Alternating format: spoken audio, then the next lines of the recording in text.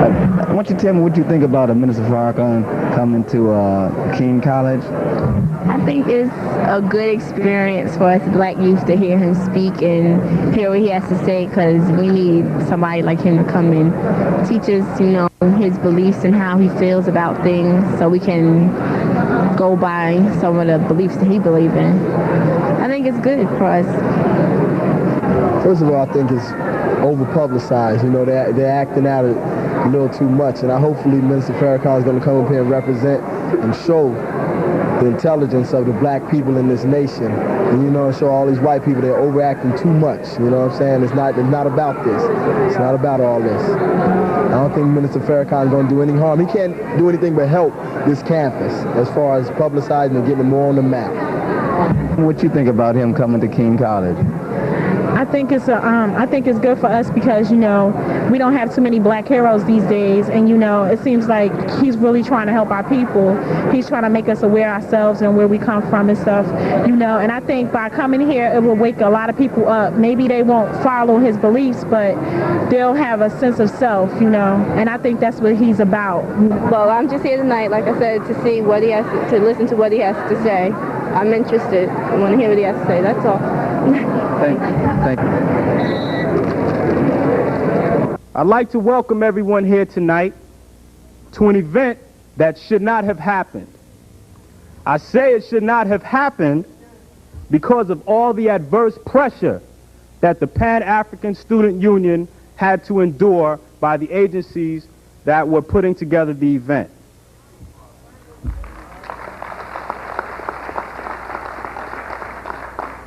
The details of these pressures are too complex to go into. We just simply don't have enough time for that. We need to bring the minister out. However, had it not been for the extremely hard efforts of the Pan-African Student Union Executive Board, CBP, Concerned Black Personnel, our advisors, Dr. Barbara Wheeler, James Conyers, Eleanor McKnight, Jerry Durden, Beverly Berry Baker, Jeremiah Dix, Janice Jackson, Richeline DeShiel, and Lieutenant Cy Hardy, our attorney Lennox Hines, and you, the general body of the Pan-African Student Union,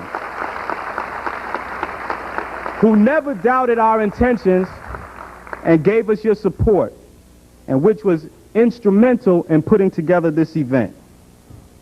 At this time, I'd like to introduce to you a man who is one of the most prominent, if not the most prominent, leader of the African American community. And we are proud to have him here with us tonight. I present to you the Honorable Minister Louis Farrakhan.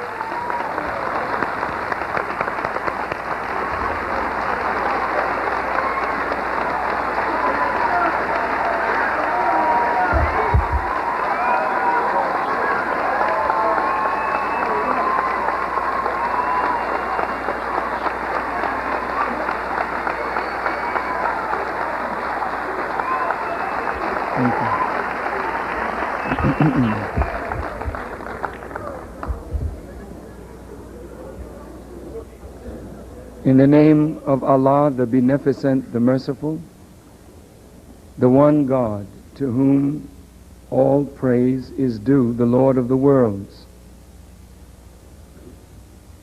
Allah, the Creator of all things, Allah, the Revealer of all truth, Allah, the Sender of all prophets. To Him alone do I submit and seek refuge. We thank Him for sending all of His prophets and the scriptures that they brought for the elevation of human beings. We thank Him for Moses and the Torah. We thank Him for Jesus and the Gospel. We thank Him for Muhammad and the Quran. As a student of the Honorable Elijah Muhammad, I could never thank Allah enough for His intervention in our affairs in the person of Master Farad Muhammad, the great Mahdi, and for his searching among us to find one worthy to carry a weighty message of redemption, restoration, salvation, and reconciliation of black people in America with our brothers and sisters throughout the world. I'm speaking of the man who has made the Torah, the Gospel, and the Quran relevant books in the struggle of all oppressed people for relief from their oppression and their oppressors, the Honorable Elijah Muhammad. I greet all of you, students, faculty, administrators, friends, and foe, with the greeting words of peace. We say it in the Arabic language, Assalamu alaikum, but it means in English, peace be unto you. My great thanks, gratitude to the Pan-African students who invited me to come during Black History Month to end their month's activities to perform a service that they called Healing the Wounds. I thought at first that maybe I should not come because of the tension and the great upset, not necessarily among the students, but upset created by those who took words stated here to approximately 150 students and made those words national and international in scope and created more hurt, more pain, more division. And so I thought maybe I shouldn't come. But then I thought maybe I should. I should come to talk to you personally. I should come that you may hear me for yourself. I should come because the students invited me, and I should come because I believe we have something that can heal the wounds.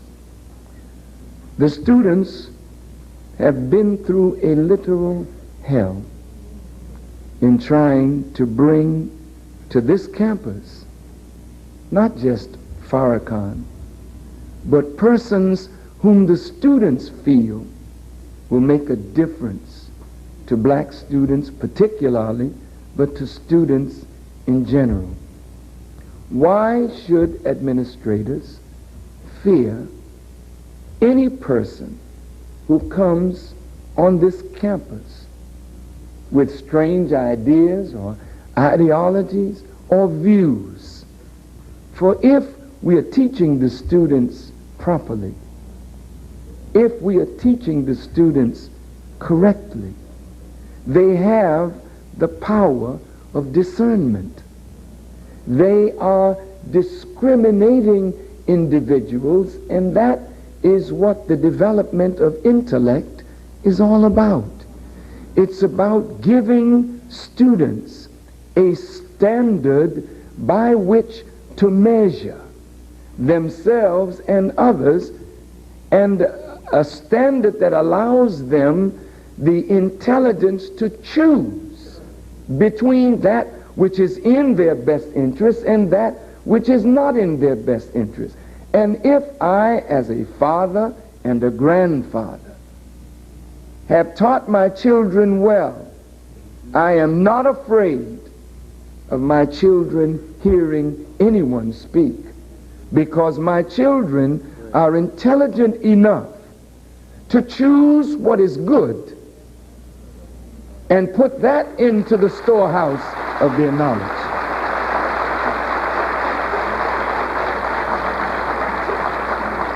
And hopefully they are intelligent enough to leave what is non-useful. I would hope that the students on Kean College would have been given an education that allows them to make that same determination in their classrooms. To be able to listen to you as a professor and what you profess, knowing that your scholarship is far from absolute.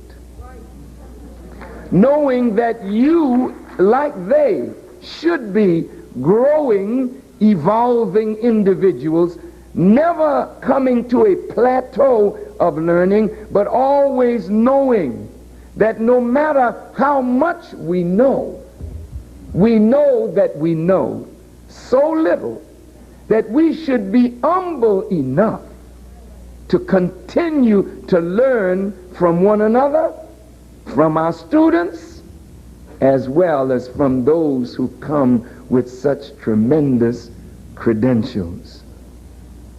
But it seems as though school is another extension of plantation. I want you to listen.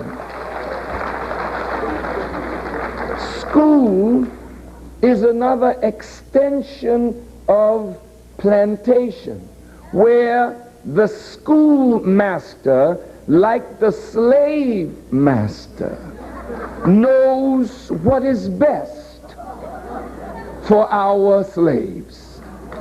And if slavery is truly ended, and this is truly an institution of higher learning, then you should welcome different thoughts and ideas, philosophies, viewpoints, and you should debate those viewpoints in an intellectual setting without vitriol, without animosity, without hatred. And this creates dialogue, out of which growth comes. Unfortunately, however, this is not always the case. Unfortunately, students who bring the unacceptable persons to the campus are persecuted. If you say to me, what would you think if we brought a David Duke to the campus? Bring whomsoever you will. David Duke is not the worst person. Maybe you have some professors with ideas worse than David Duke.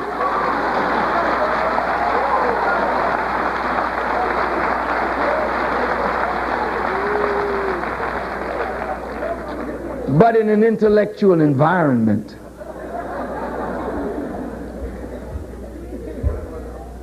we should be able to handle it. And therein lies a great problem. Outside, there are many demonstrators who, in pursuit of their legitimate right of protest, are protesting hateful speech. We join them. We too protest hateful speech. And if you came to hear that from Farrakhan, oh, you're going to be so disappointed. But you know, the protest is wonderful, but it's late. We should have been protesting hateful speech when we were in our classrooms reading about little black Sambo. We should have been protesting hateful speech when the Native Americans were depicted as something less than human, we should have been protesting not only hateful speech, but hateful writing. When black human beings were put into the main political document of the country as 3/5 of a human being, we should have been protesting hateful speech when people would stand up in the sacred halls of Congress.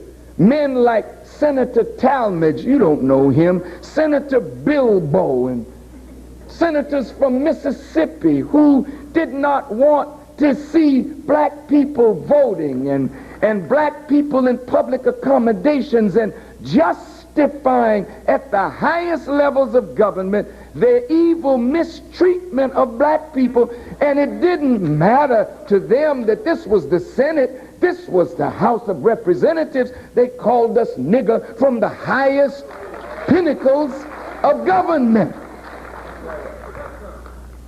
Where were these protesters then?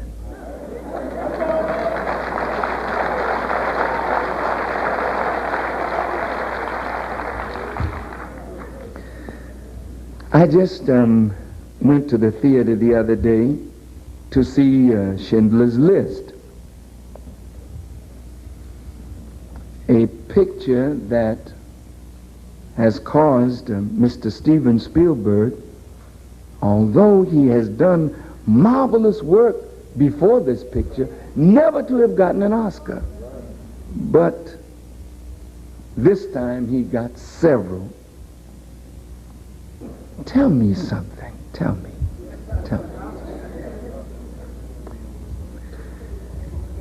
When members of the Jewish community relive the horror of their experience in Europe under Nazi Germany,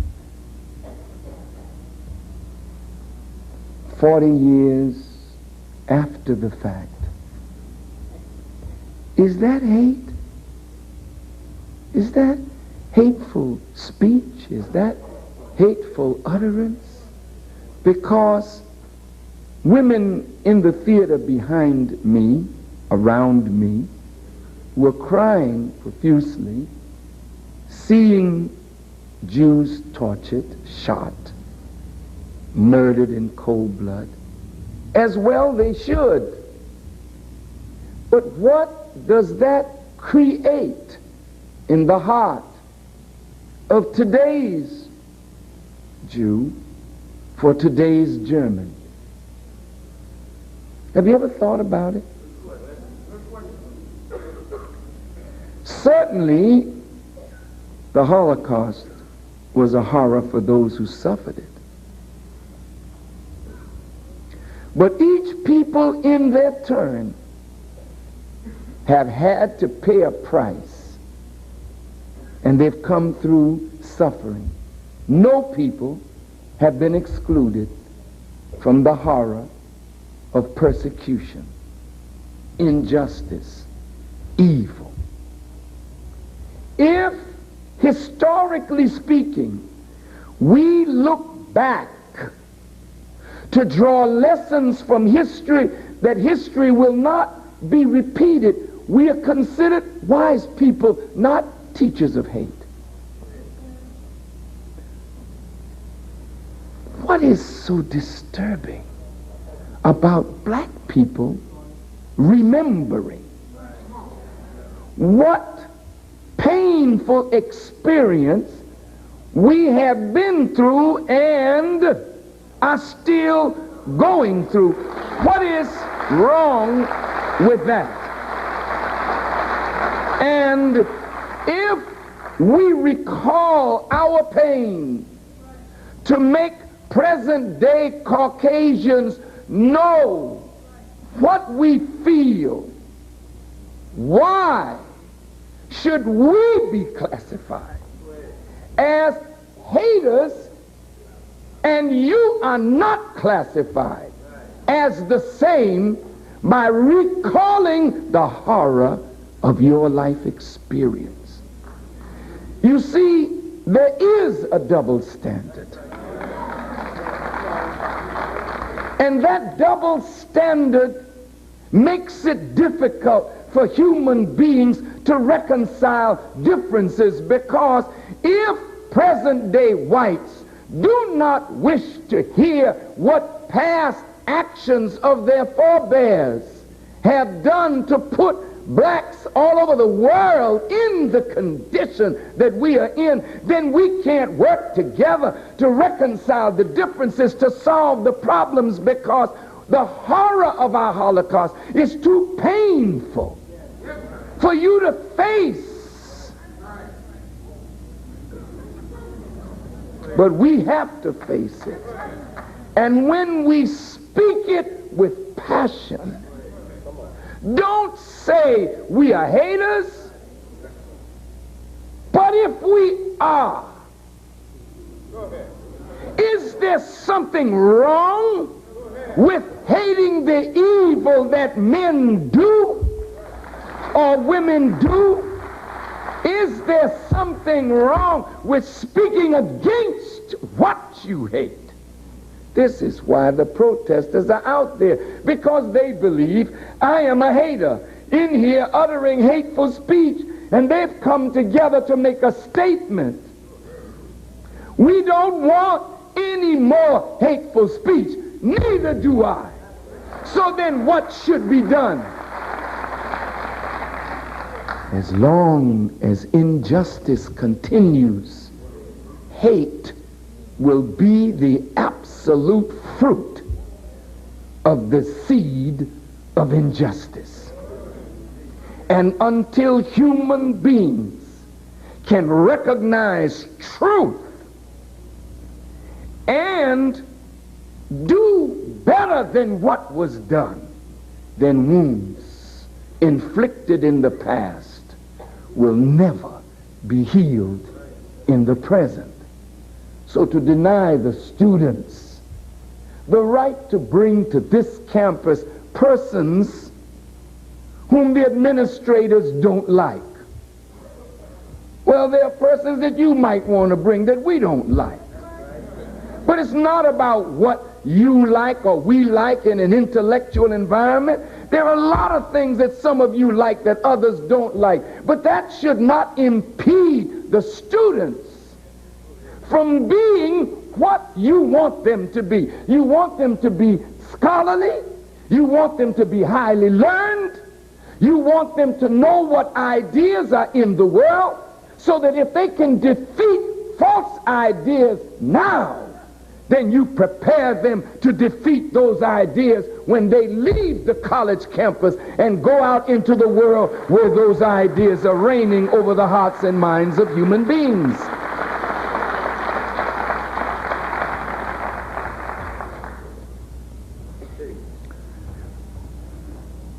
Is hate evil? Every day in a divorce court, some judge is listening to a husband or wife utter hateful speech. Talk to me.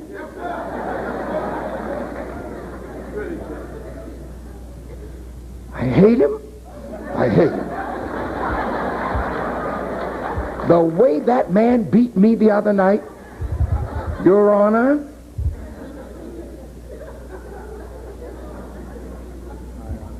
is hateful speech. And you practice it every day of your life. You speak against something that you dislike. Now, if you listen to black and white today, we look at the same object, but look at how different our view is when we're looking at the same thing. Listen to Time magazine for a moment. Time magazine did a recent story on Farrakhan and the Nation of Islam.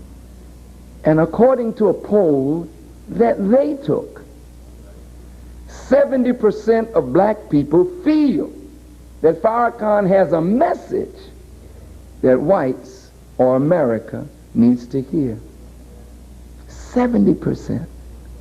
67% of black people feel he speaks, he's an effective leader. 63% believe that he speaks the truth.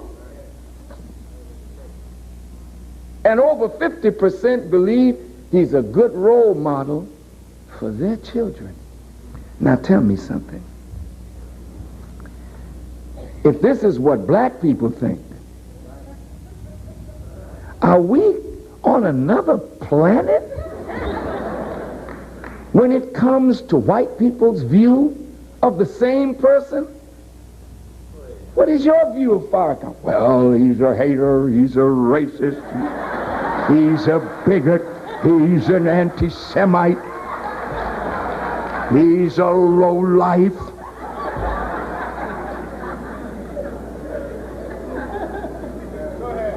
Now look at the two views. Black people writing about me in the paper, most of them say, Farrakhan is all right, doing a good job. White people write in their paper, he's a terrible man, my God. Oh, now wait. Is it that we are so sick as black people? We are so frustrated over what we're not getting in white society that we just will go to anybody that's going to beat on white people. That's all we want. Are you saying that we are that stupid? Look at how you're playing the intelligence of black people cheap. What you're saying is that they are so hateful because of their life experience. They just want somebody who will just, just cuss white people out. That's what they want. And that'll be their leader. Isn't that stupid? With all the hate that's in the world, why would black people choose somebody who's teaching them to do what over 400 years of injustice has not taught them to do? Or are you whites so frightened of a voice that you don't control? Wait. Are you so frightened that he's going to get black people with him, and I'm sure they're going to raise an army, and my God, the Gaddafi or somebody's going to give them some guns, and oh boy, there's going to be a bloodbath. Is this what's driving you to your madness? So when human beings have views that are so at variance with each other, and they're married, then they go to a judge and they say, Your Honor, we have irreconcilable differences. We must have a divorce. If black and white cannot look at the same object and see it nearly the same, and even if there's a difference in view and that difference is irreconcilable, we can't dialogue about it, we can't talk about it civilly so that there is some balance in our sight of the same object, then what is the point of our staying around begging or trying to make peace with you? If we can't see eye to eye, then why shouldn't we separate from you and do something for ourselves? You don't like separation, but you don't want black people. You got to make up your mind. You say Farrakhan is a separatist. I didn't set up the ghetto.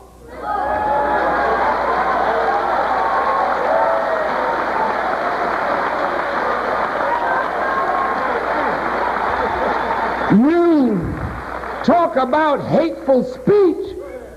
What about hateful insurance companies that redline? What about hateful politicians in city, state, and federal government who refuse to redistrict so that the poor and the underprivileged can get representative government? What about that?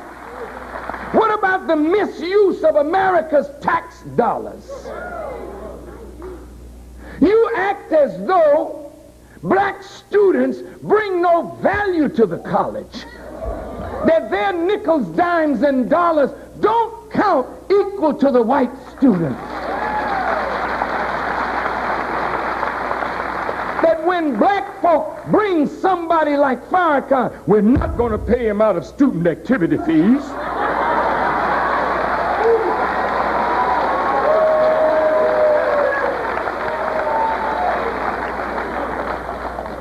But they have nothing to say about any speaker that you bring and how they're paid. Do you see the inequity here? Black students on most of the campuses that I've gone to have got to charge money to pay the honorarium. But whites who say nothing can come and get $35,000 and $40,000 for a half-hour, 45-minute lecture that they've read over and over and over again. But that's all right to use the student activity fees for that. But you dismiss the black students. You dismiss the Hispanic or the African or Arab or Asian students as though they don't count. But if you look at the blacks and what we contribute, who's your basketball team? Maybe you don't have one at Kean College. I don't know.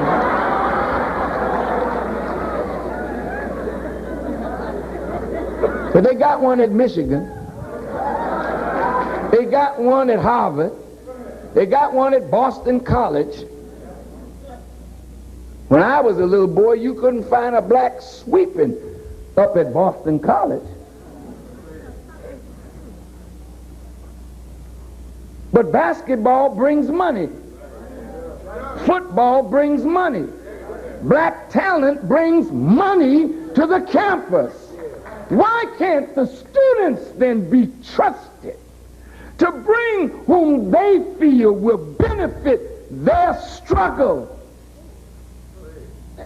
Why should you fear Leonard Jeffries? Why should you fear Cress Welsing? She's gotten a doctorate degree from your institution of higher learning. This is Dr. Leonard Jeffries. You certified him. I don't have that.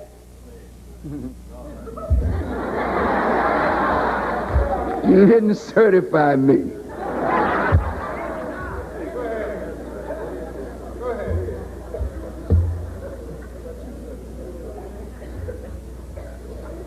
This is unfair, and you need to stop it. The pressure that's put on your president, Ms. Gomez. You know, she's a Hispanic woman. I know we have differences with her. I'm not saying that you don't have differences with Ms. Gomez. But do you realize from her vantage point what it means to be the president of Kean College? You think she has real power? You know, it's really sad. It's like the poverty program. Many of you students were not around then, but some of the older professors. The poverty program was government money coming into the black community with black folk administrating government funds. So if they didn't give to this one or that one, They were the fall guy for something that was going on behind them that you don't know anything about.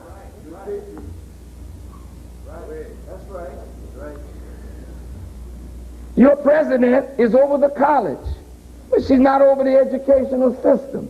She's in a system. That's how she got here. How do you think your professors got here? They're in a system. And they're trying within the framework of the system to make it work, and it's driving them crazy because the system itself is rotten to the core. The system itself is hypocrisy and degeneracy. The system itself is founded on a lie. You want to say Farrakhan can't fit into a multicultural, pluralistic society, when in reality your multicultural, pluralistic talk is nothing but hypocrisy. Because if this were truly a multicultural society, truly pluralistic, the educational system would reflect that and would not be a Eurocentric point of view in a multicultural society. You lie.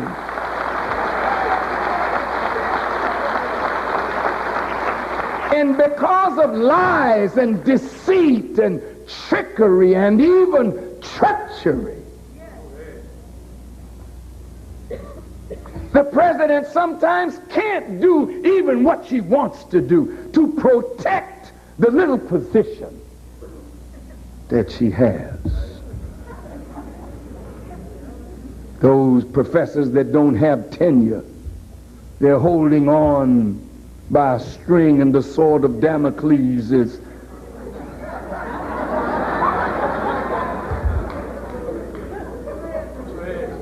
so you all have common purpose, and there's common ground for you to stand on to work together to better the institution, but you are all at odds with each other. So you're ineffective in working to better the environment for all of the students. The black students are reflective of the madness of the community. Many organizations, many leaders who have their agendas, and there's no ability to come together for the common good of the black student population of Kean College. Well, that's the same way it is outside in Newark or New York or Chicago or Philadelphia. You got all of these black organizations, all of these black leaders, and all of these agendas, everybody claiming to be for black people, but we can't sit in a common room because somebody outside of the family is saying, you don't want that one to sit in the room because he's so odious.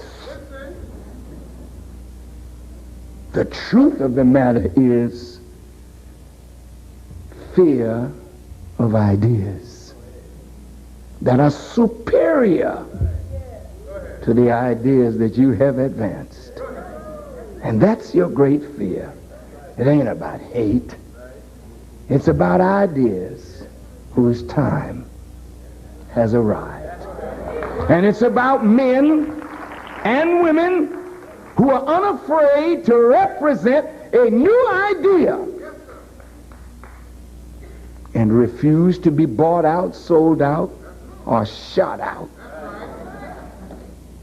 So you're going to have to deal with the ideas of Farrakhan. You don't, it's not the way I part my hair. It's not how I look or don't look.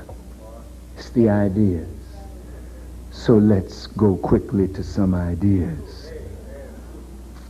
Now, I hope we've, in a sense, dispelled some of this talk. If you want to know, do I hate white people because they're white? I think that is the most silly thing. To hate somebody for some reason that they have no control over. Not a white student in here can control being white. And certainly there's not a black student in here who has any choice. You just black and that's it. You may not wish to be. Some whites may not want to be white, so they'll go in a tanning room and fix it. But that'll wear off unless you stay there. And some blacks can buy green eyes and blue eyes, and you can blonde your hair and straighten it and do all you wanna, and you can even fix your nose.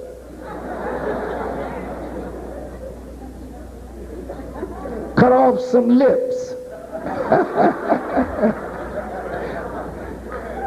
Some white women are putting silicone in their gluteus maximus so that there'll be more glute in the max or more max in the glute. I don't know which one. Some don't like their breasts. They're getting breast implants. People so dissatisfied. But in reality, you haven't changed anything.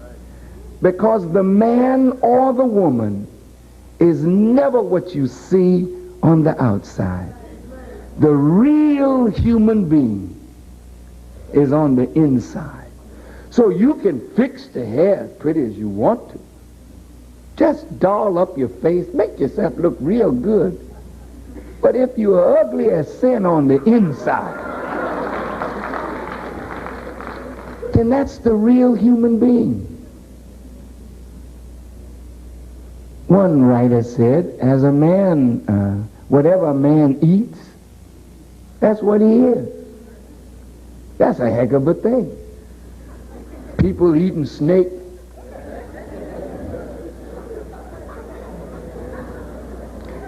People eating hog. People eating scavenger fish. If that's what I am, I don't think so. Those things that I eat have a bearing on me, but they are not me. But Jesus said it more perfectly. As a man thinketh in his heart, so is he. So the real person is the person that is here. So whoever feeds your mind is making you. And whoever you allow to feed your mind is the shaper and the molder of who you are. So you have to be a discerning individual, because people are in the mind shaping business today. And this is why they have you sitting in front of television with the foolishness that is programmed hour after hour. You're feeding. MTV, you're feeding. What are you being made into? You are not knowledgeable of how to guard what goes into your ears. You are not knowledgeable enough to guard what you read, because the college has not really performed its duty by you to give you a correct standard to judge what is sound, what is unsound, what is clean, what is unclean, what is appropriate, what is inappropriate. And because the standard has been so fuzzed over, you become confused and you say, well, whatever I want, that's what it is. And look how silly you sound. You just got here yesterday, and the way you're going, you might not see tomorrow. And here life has been in this universe for billions and trillions of years. And God, the creator of life, knows best how life should be lived. But when you don't want to hear from the divine source, that which is absolute, then you take your doctors of law and your monks for lords beside Allah, and you find yourself wrongly guided in manifest error. And so, hating people because of their color is insanity. Hating people because of their demonstration of faith is insanity. For you to put on me that I hate Jews, period, is your sickness, not mine. Not mine. No, I'm not that kind of person. To hate somebody because of their faith? No. Who gave you your faith? Did your faith come to you from the Almighty through the teachings of the prophets? Why should I hate that? I'm a Muslim. And to be a Muslim, which means one who submits to the will of God, I can't be a Muslim unless I believe in all of the prophets, not some. And all of the scriptures that the prophets brought. And the Quran teaches us that there's some prophets that we know and some that we know not. But God has sent a prophet or messenger to every people. Now you think about those words. Then how dare you come to the Native American and say to him, because he didn't have the Torah or the gospel or the Quran, that he doesn't have something else to guide him by.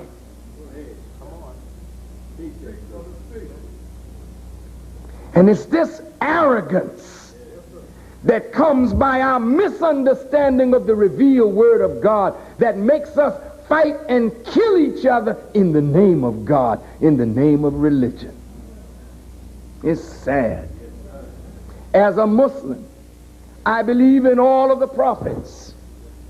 So I believe in Abraham, who is the father of the three monotheistic religions. All of them claim Abraham as a father. Jews, Christians, and Muslims. The Quran, which is the book of every Muslim, does not condemn all Jews or all Christians. It condemns the unrighteous no matter what label they live under or hide under. Go ahead. It's not what you say you are. It's what you think that makes you what you are. And so, my dear students and faculty, you need now, if I am not all of that, then where did the confusion come from? They say, well, Farrakhan has a good message. Sometimes. He does good on one part of his message, but then here comes that hate stuff. Well, wait a minute. What is it about the message you don't like? I know. You don't like the part that reveals you. I understand. Now wait just a minute. Listen, y'all all right? Did you know that when prophets come into the world, it's not because things are right. It's because things are wrong and very wrong. And do you know what the duty of a prophet or messenger is? It's to point out wrong. So that what? People can correct themselves before a day of judgment comes on the society, on the nation, on the people, or on that particular world. That is the way God shows his mercy to the people. He sends them a warner. Somebody to let them know, hey, you're off course. Why do you put a policeman on a street corner when the lights go down or the traffic light fails? You got to have somebody directing the prophet. Stop the traffic. Stop. Go. We don't want any accident. We want people to live in peace. So the prophet comes to point out the error so that we can correct ourselves. But how have the prophets been treated? Every one of them have been lied on, falsely accused. Some have been imprisoned. Some have been put to death. Some have been beaten.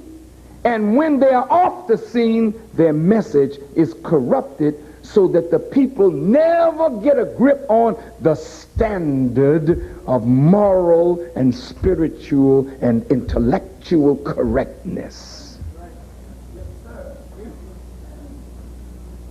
Well, what are you saying, Farrakhan? Are you saying you're a prophet? You're a messenger? No, I'm not saying that. But let me say this. America is not all right. Is she? Was she founded on right? Was she established in equity and justice? Then somebody is wrong. If the Native Americans are on reservations today, and their women are sterilized, and from millions they're reduced to a remnant, and if the blacks were brought here not to be citizens but to be made the burden bearers of the we the people, and no Hispanic, you were not involved in this, no Arab, no Asian, we the people had nothing to do with you. So you were like something that was added to the cake after the cake was baked. Now you figure that one out. Somebody baked the cake and didn't put in the baking powder. Now you can be a fool and spread the baking powder over the top of the cake after I got the baking powder in it now. But it's not in the cake. It's not baked in the ingredients. No Arab, no Asian, no Hispanic, no Native American, no black was to be involved in this. This was made by some white people for some white people. Not for even the poor white people, but for some rich white people. Are you listening? What's the matter? Am I saying anything wrong? Because it's passionate? Now you're going to bake another cake that includes everybody? Or let's admit that putting the ingredient on top of the cake after the cake is made is not solving the problem. So Farrakhan is not the baker. I'm just pointing out that you poured the baking powder on top of the cake, baby, and the cake don't taste right.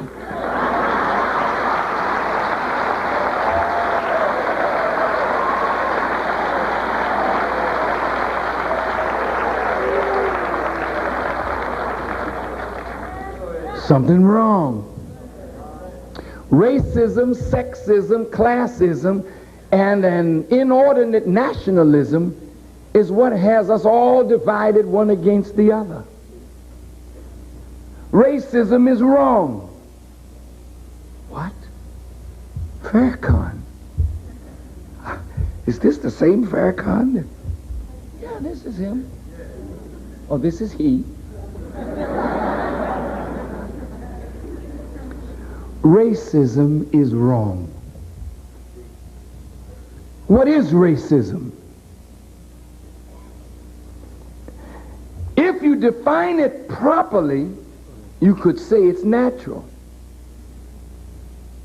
if you define it properly.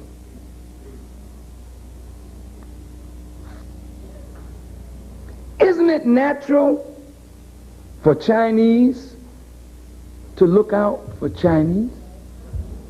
Would you fault a Chinese person for looking out for Chinese? Have you ever been to China? I have. I haven't found any Koreans in the government. They look nearly alike to me. There's no Japanese in the government.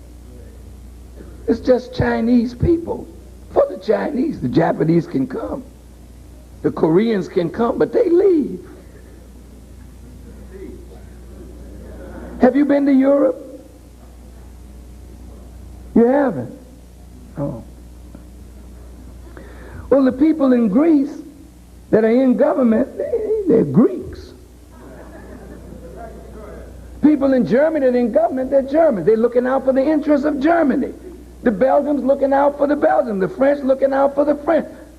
Nothing wrong with that. It's intelligent.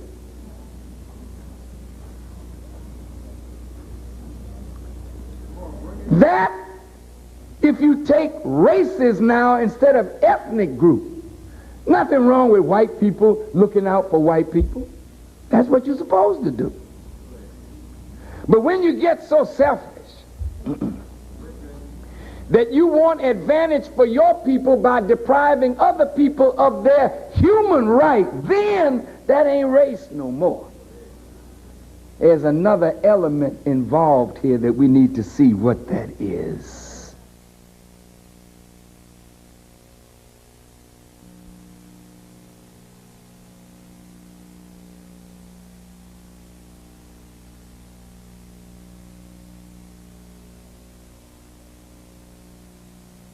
Then that ain't race no more.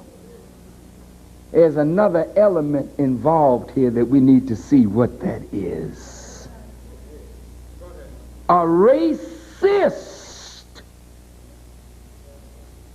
The IST is the suffix. It tells you the degree of commitment, dedication, and proficiency of the person to the main word. For instance, if I am an artist, I have devoted my time, my life, and I've become proficient in art. And so you call me an artist, or a chemist, or a pianist, or a violinist, or a physicist. Well, I'm a racist. What does that mean? I've devoted my life and my energy to seeking advantage for my people. Is that wrong? That is not wrong, is it?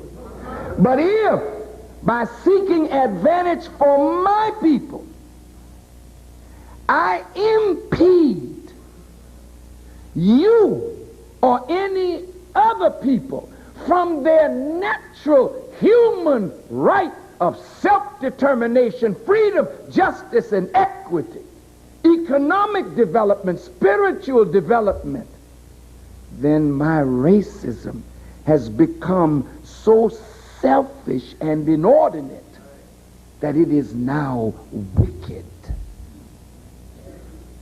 Do you follow what I'm saying? Now, if you want to call me a racist, I'll accept that if you mean I'm working for the advancement of black people. But I've gone past that now. Yes, I'm working for the advancement of black people. But I think that we live in a world with many other ethnic and racial entities. And so while it's proper for me to work primarily for the advancement of my own people, as I grow and expand, I should work for the advancement of all human beings who are deprived of that which God intended for us all. Now, to say that I'm anti-Semitic is to say that I am not only against, but have effectively opposed the evolution, the development, the success of the Semitic people. Stop.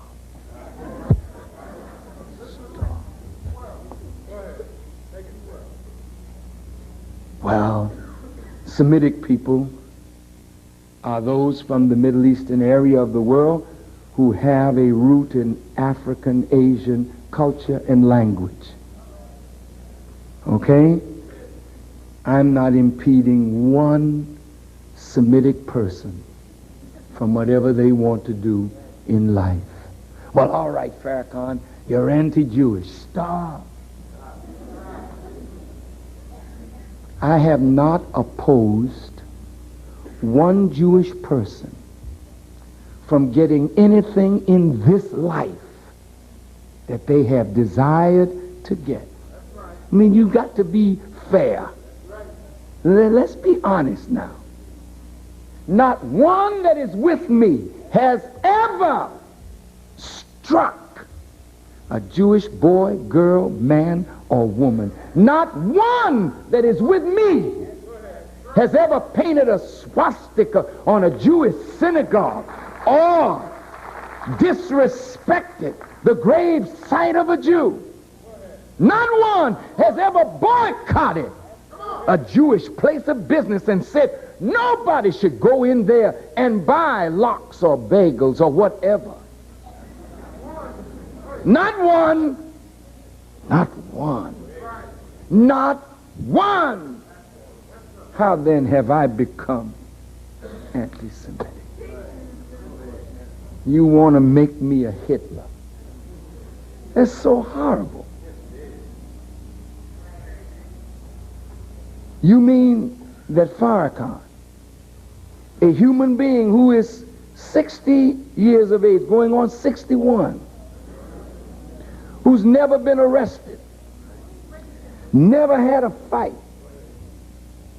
married to the same woman for 40 years, and my children have never heard me argue with her or smack her. That's right. Think about this. And you're telling me that I want to put Jewish men, women, and children in ovens? This is what you're telling me. Are you out of your mind? What is it that you're afraid of? What is the matter with you?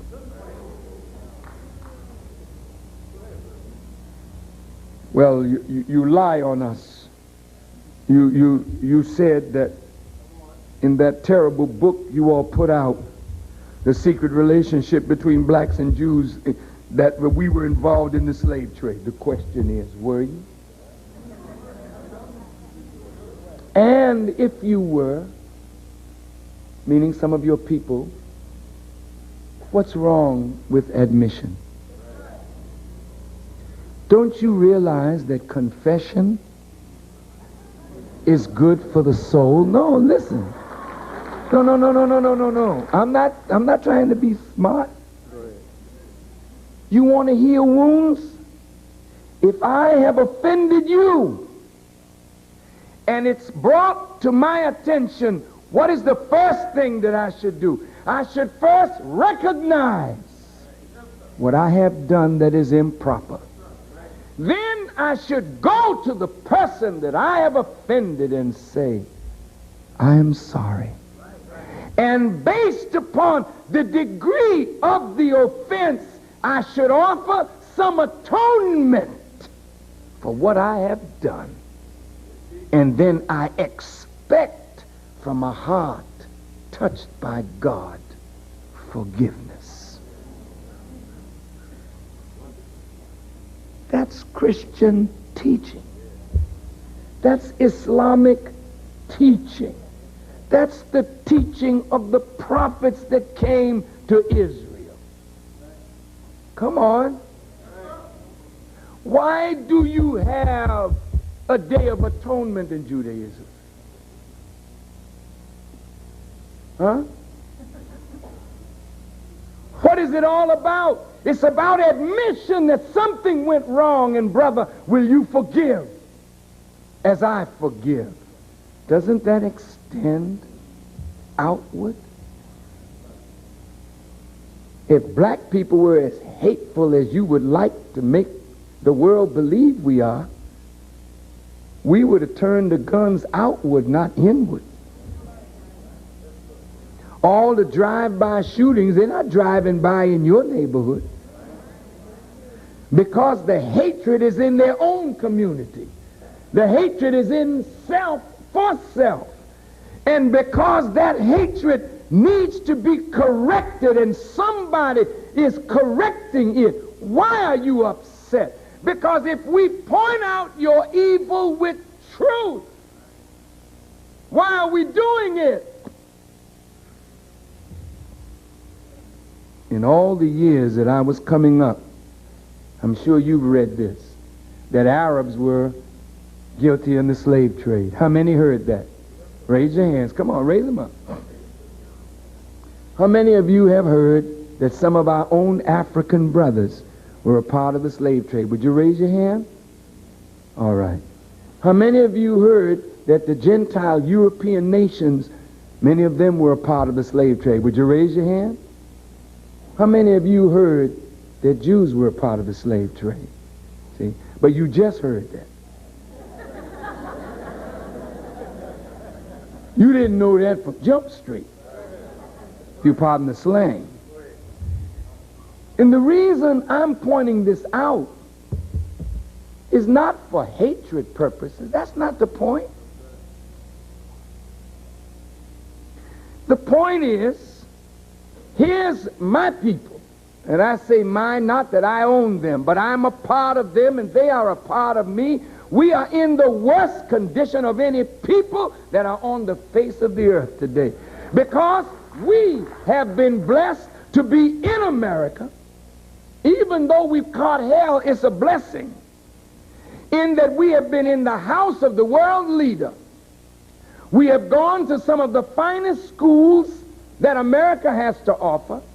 We are the most learned of any black people on the earth, but yet the most unproductive in terms of what we have received and what we're producing with what we've received. Come on.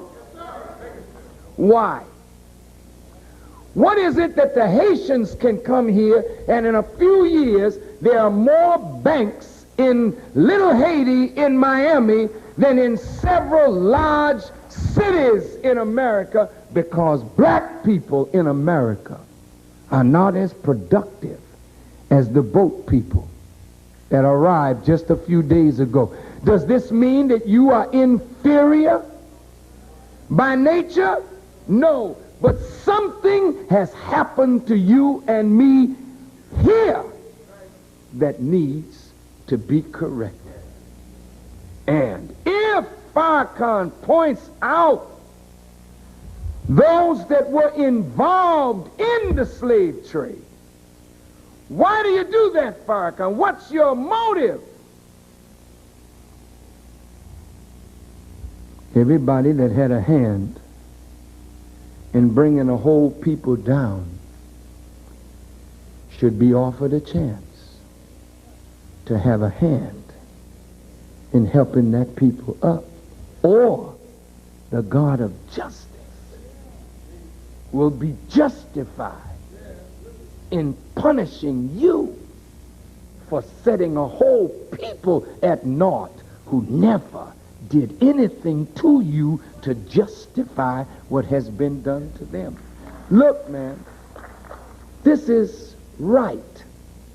And since Farrakhan has not impeded no white person, no Jew, no black person from advancing in the world, then don't call me anti-white. Don't call me anti-Semitic. Don't call me anti-American. Because I can't stop America from her fall or her rise. All I can do is point out the clear ways, the two conspicuous ways, one that is right, one that is wrong, one a blessing, one a cursing, and ask the people to make the choice. And that's my job. And that's why people don't like that aspect of the message that points out with truth the error of the country. And now I realize you were outside a long time trying to get in. But I feel that before I leave tonight, I must say a few words about the condition of America and ideas that the Honorable Elijah Muhammad gave us to correct these conditions. America is in grave trouble as we speak. The president looks like he's the president. But when have you ever seen a president handled like this or mishandled? And what damage is being done to the presidency by handling the president in the way he's being handled? You know, media, you have a job. You know, you're really something. You really, you know, I'm serious. I have great respect for the media. Great respect for you. I know that you can't hurt me no matter what you say or don't say. I know that. And I know that because of you, you know, Brother Farrakhan is known all over the world, and I really appreciate it. Really. And Brother Khalid is drawing huge audiences now throughout America. Thanks to you, you know. Thousands are now coming out, while if he came back to Kean, you wouldn't be able to get in here. It's true. So you see, you're not effective. That's what I mean. In what you attempted to do, but you are effective. Now, why handle the president like that? What is the reason behind it? Well, he shouldn't have been involved in Whitewater. Have you anybody in government that's squeaky clean that you couldn't, with your cameras, find something on? J. Edgar Hoover stayed in power a long time because he learned something on everybody and was unafraid to use it, and therefore he stayed while presidents came, presidents went. J. Edgar died in office. You know, if you're looking for perfection, why don't you go find Jesus and run him for president? And you probably find something wrong with him. You don't know what to do with your power. And you're turning your power into a self-destructive thing. Because once the people have no more respect for the presidency, then you have successfully undermined your country. And look, brothers and sisters, you may not know this, but your country has already been taken over. What? Yeah. It's been taken from you, and you don't even know it. You're in bad shape. Very, very bad shape. Look at this college. Let's start here. Y'all got a few minutes? Look, professors, with respect, with deep respect for you, you've spent years studying. But let's tell the truth. You know, if I sold you a used car, and I knew that it looked good, but I knew that once you drove it off the lot and got halfway down the street, it was going to stop, but I had your money, wouldn't you take me before somebody, to use one of Brother Khaled's words, for perpetrating a fraud?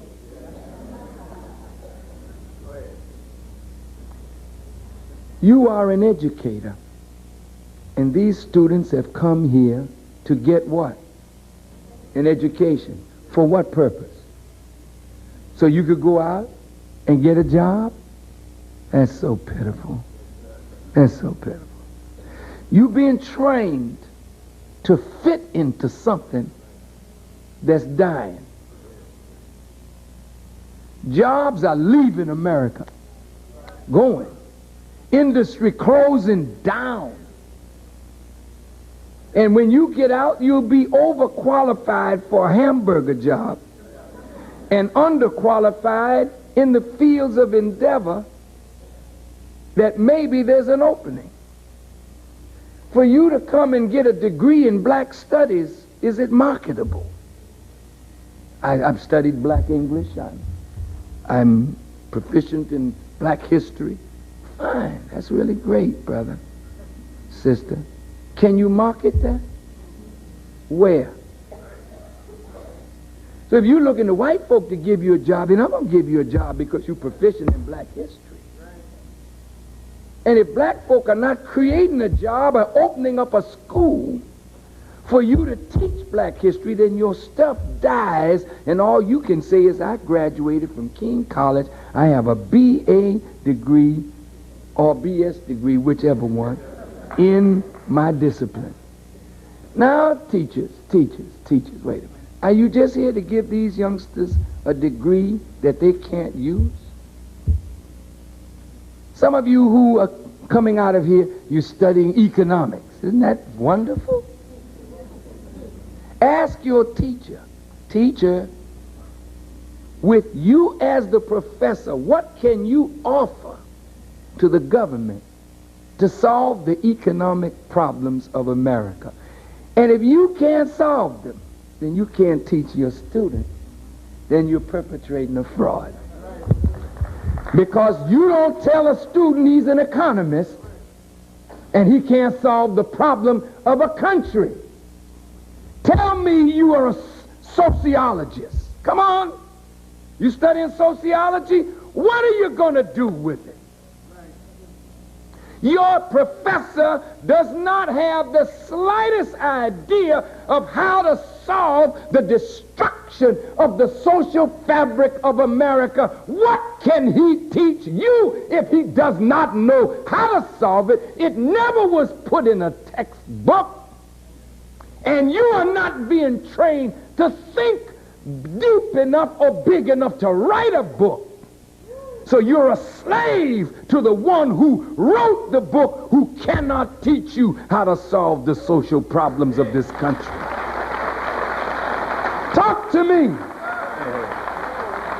You're getting a degree in psychology. Let's talk about it. Look at the mental condition of the people of America. You got the greatest country on earth with more insane asylums and more nuts on the street than you have in the institution. Talk to me about psychology. Talk to me about how to deal with the human mind. You got children that are coming on the planet today. At 18 months of age, they're running their parents. What are you going to do with them? With this antiquated psychology and methodology that you have. You can't go out with what you're being taught and teach those children. They have gone far beyond the minds of what you're learning. Somebody is making you pay for something that you will never be able to use unless somebody gives you something bigger and better than what you got. That's sad, isn't it? I know it hurts, because you're about to get out of here.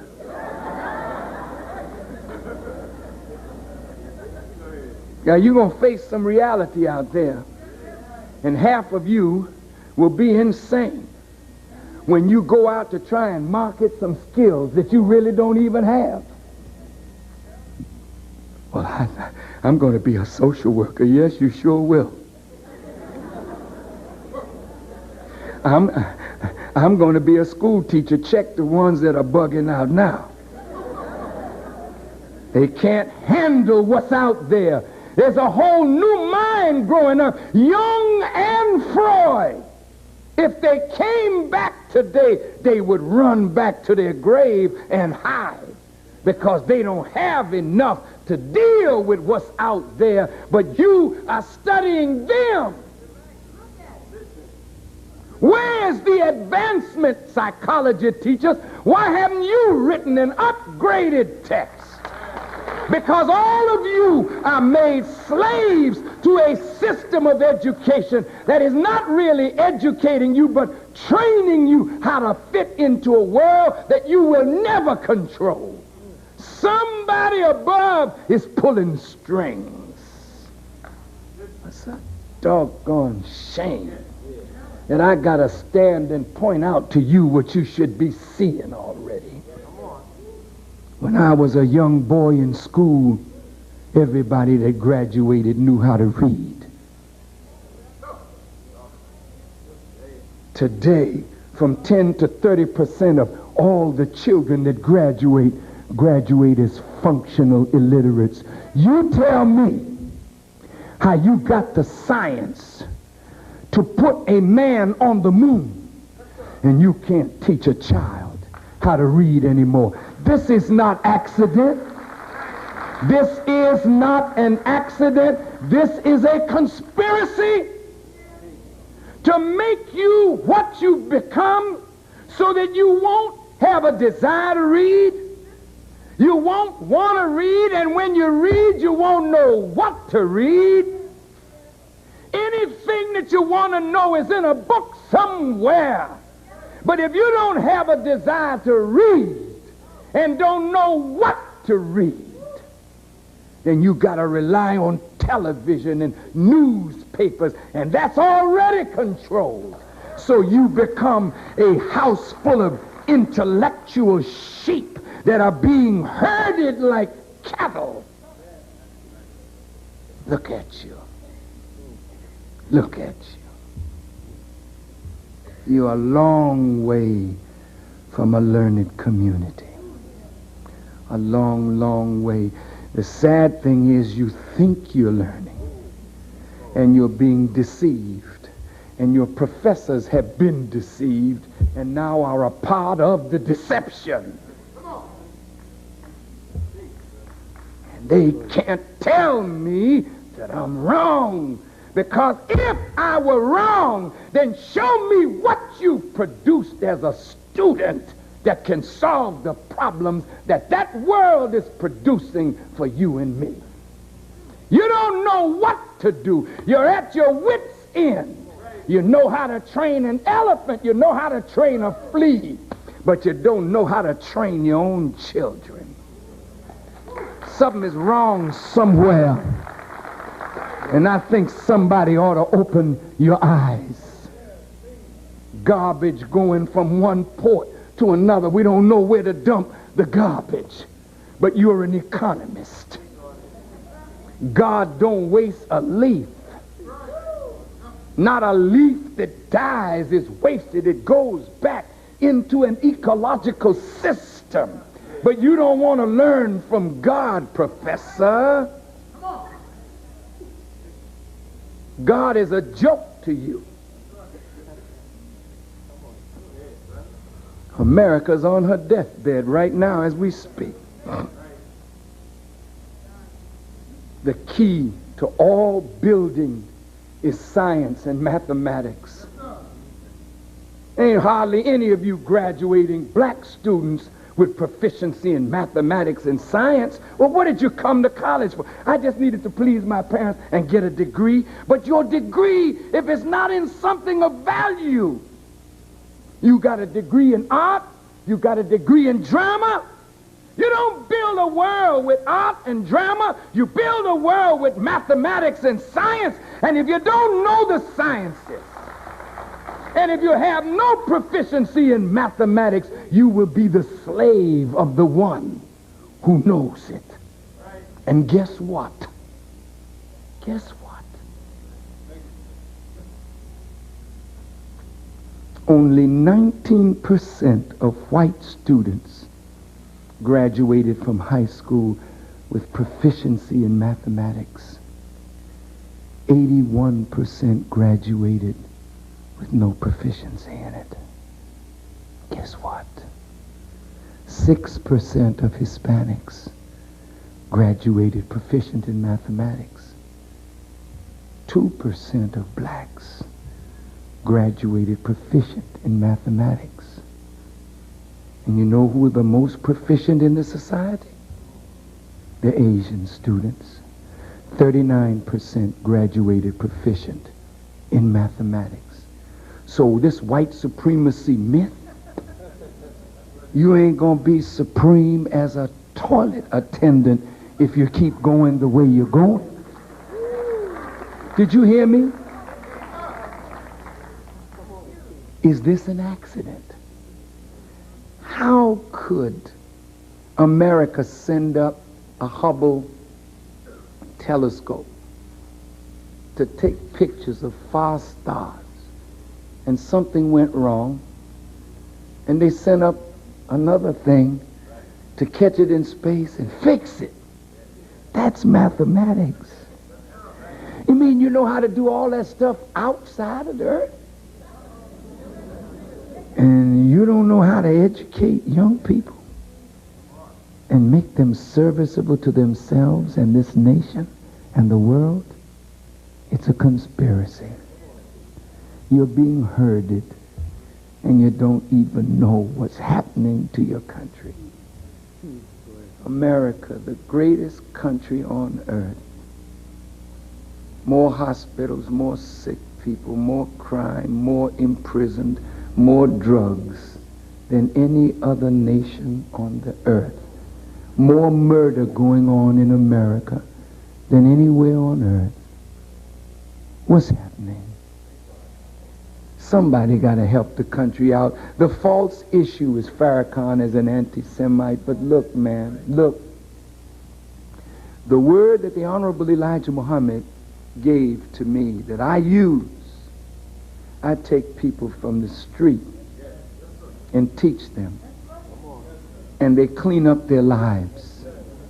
Everyone that stands with me, they don't smoke, they don't drink, they don't use drugs, they don't chase women, and they don't chase men. They have family values. They strengthen their families. Yes. They're industrious. We pool our resources. Look at the light in their faces, and look at the darkness in yours. You're the educated ones. I took them from prison. Do you think that education is a privilege of the few? It's the right of every human being to be educated. And it is every human being's innate ability to become a master. There is no human being that cannot master any discipline that he or she chooses. But psychologically, you've been damaged because you're being fit into something. Only a few will get through. In Schindler's List, when they were killing the old Germans, the old Jews, well, these were not useful. They would take them out according to the picture, give them a so-called physical examination. But the examination was to show that they were unhealthy, and therefore they should be taken, they should be killed, but only those useful. Who's useful in this society now? Are you? Oh, God help you. You have become useless. And in a society like this, when there's no more use for you, they get rid of you. Your own mother, when she gets old and infirmed, and she's stricken with Alzheimer's, you don't take your mother and nurture her and help her. You find some institution to place her in. The same mother that nurtured you when you couldn't do anything for yourself. The same grandmother, when mother wasn't able, grandma was there, but now grandma is sick, and the children today abandon the elderly and mistreat the very young because they're not useful yet to the society, so they're neglected. What about you, black brother and sister? You have been programmed into uselessness. That's right. Yeah. And you know why all these movies are coming out about boys in the hood and menace to society and all these kind of movies that show you in your worst behavior? It's to justify all over the world what's about to take place. Do you know that white folk have never wanted to see a black person with a gun in America? Why now is there a proliferation of guns in the black community? Where did the guns come from? You didn't buy them from any legitimate gun shop. But if you got a gun, you know where you got it. You don't know whether it's defective or not, because all you wanted was a gun, and you don't really know how to prove its deficiency or defectiveness. Poor thing. And you're so powerless as a man that you are made to feel with a gun in your hand you have some semblance of power, not with knowledge in your head, but with a gun in your hand. And so your community is set up now because you're killing yourself and you're destroying your community. So now bigger guns have to come in, and they'll justify slaughtering you in the streets like wild animals, because the world sees the ghetto as a place of savages. Nobody wants to live in the ghetto. 2 Japanese boys come, one from Japan, one born in America. Their cars carjacked, shot in the head, because there's no respect for human life. Huh? Go in the street and see what we're doing to self. 4 young black men saw a young black boy and girl with a new Bronco. They pulled up to a gas station. The 4 young men put a gun on them, got in the car, drove away with them, took them into a wooded area.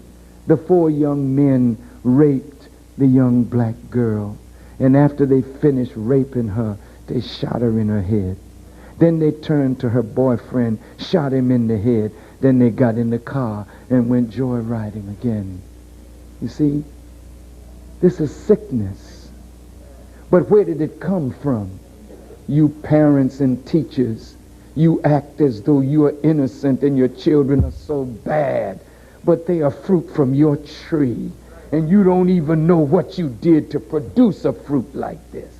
That's how messed up the country is. You let a government tell you that your womb is your possession. You're not a co-owner in your womb with God, but you are the sole proprietor, owner of yourselves. Who said so? So that any time a baby is conceived in your womb and it's inconvenient for you, you can flush it away because it was an inconvenience. Now the 13 years old is out there blowing people away because it's convenient and the other one is inconvenient. So I just shot him down. And you don't even realize that from these sterilized hospital rooms, death is pervading the country. Look at you. Your accidents that happened, not really loved, not really wanted. You're trying to make yourself acceptable, and it's making you psychologically disturbed and sick. So the dope merchant comes in, and half the students on Kean College tell me I'm wrong. You smoke reefer? Yes, you deal in drugs. You don't want to be a drug addict, but it's the end thing, baby. Let's get high. Yes, don't talk to me like I don't know what I'm talking about. This is your plaything. You're not serious about saving your people because you're not serious about saving yourself. And anybody that wants to teach you how to save yourself, you say to hell with what they're saying. I'm not trying to make you feel guilty for having an abortion. That's not my role.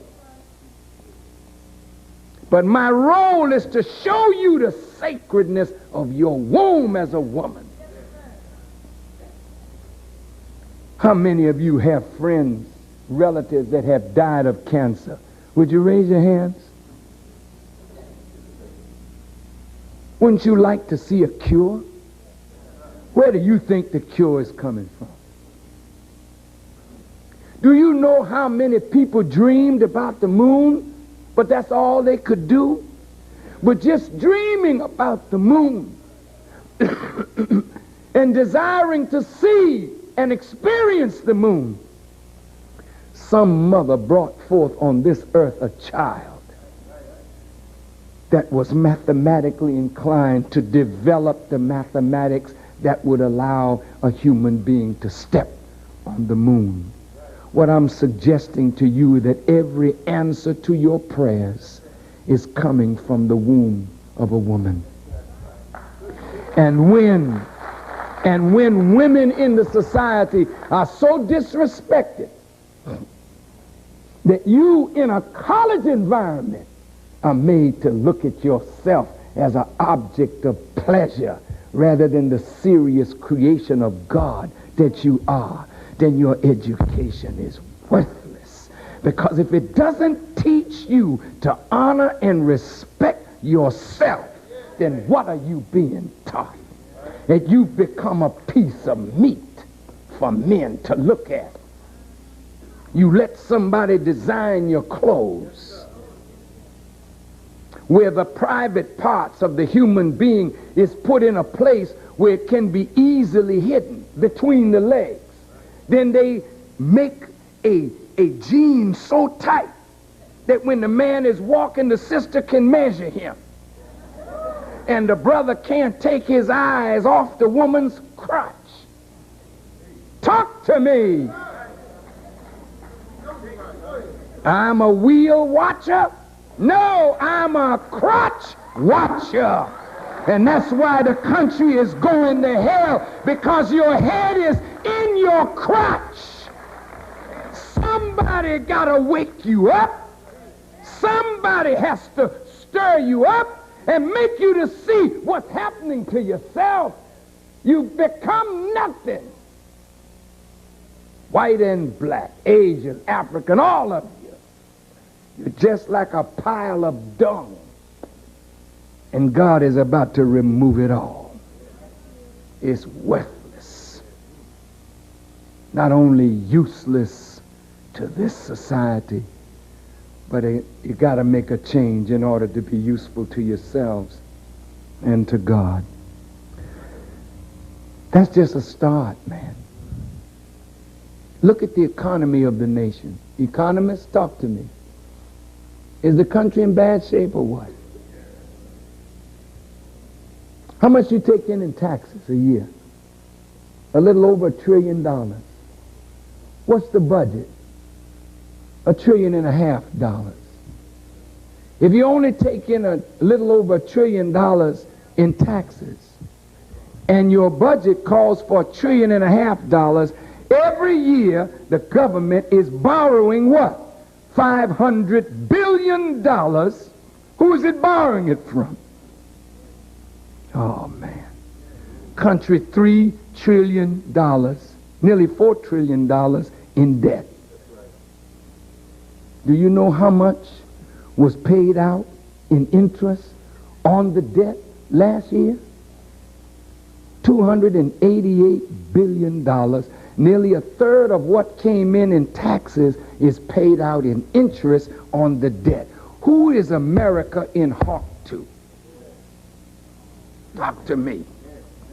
See, if you don't know what's going on, you call yourself voting for a president. Let me tell you something. People who got your country in debt set policies. Come on. I'll leave that alone. Go ahead. Farrakhan is not your enemy. Farrakhan may turn out to be one of your best friends. And the sad thing about it, the more they paint me as your enemy, I thank God that he continues to lift me. Because in spite of it all, people are listening today. Farrakhan is not a silly, stupid hater. He's not that. He's your brother. And he's your friend. And I really feel sorry that when I leave you, as our time is very limited, I can't hardly tell you all the things that I really wanted to tell you. And I don't want to cheat any of the students. I said I wanted to come for nothing because I didn't want anybody to have to pay to get in. Because I thought that really you need to hear the man for yourself. And I'm not putting on airs. I mean, this is not some new Farrakhan. This is he. This is he. The country is in trouble. The religious and moral dilemma of the country is absolutely dumbfounding. There have been errant priests and religious men since the beginning of time. But you know what's happening in the country? Every time a priest is involved in the abuse of a child, there's a gradual undermining of the influence of the church as a moral force in American life. So the church today is being undermined. This is careful and skillfully being done so that there's nobody to point out moral correctness, because the more you become a crotch watcher, your mind is so involved in sex that you can't see your world being taken from you. As a black person, white folk brought us the Bible, you remember? And we started scanning the skies looking for Jesus. And as we were looking up, they were sweeping the ground. Now they got you looking between your legs. And you so busy looking there, you can't see your whole world taken from you. And we as black people, brother, I mean, if you could see how you look to the eyes of the wise, oh man, we are being set up for destruction. All your talent, look how gifted you are, brothers and sisters. Your talent is being corrupted and used internationally to undermine the culture of every nation on earth. You. They call you a show person. Your next stop is Japan. You say it's big honor. Okay, you're on your way to Japan. What you bringing to Japan? I'm bringing rap. Beautiful. Because the Japanese are rapping now. But one man, he got so carried away, a young woman came up out of the audience and performed oral sex on this man on the stage. A black man, a Japanese woman. If I was the leader in Japan, God help that man and that woman. You disgrace yourself and us. You don't even care how filthy you've become. You don't care anymore the language that you use. I turn on the television, I can't stand it. I just turn it on and listen to our people. It's an MF this, oh that mother, oh F that, oh woof. Who can take their children to a movie today? And professors, you don't want people to come hear me. You don't want people to come hear me. But those protesters won't gather at a theater that is degenerating the minds of human beings. You won't gather at a radio station where you hear these silly disc jockeys grunting and groaning and wasting the public airtime with filth and foolishness. Your children sitting home spinning records that are feeding their mind nothing but a pure dose of filth and garbage. And you have become so insensitive as college students to the filth that you've become part and parcel of what's going down. Right.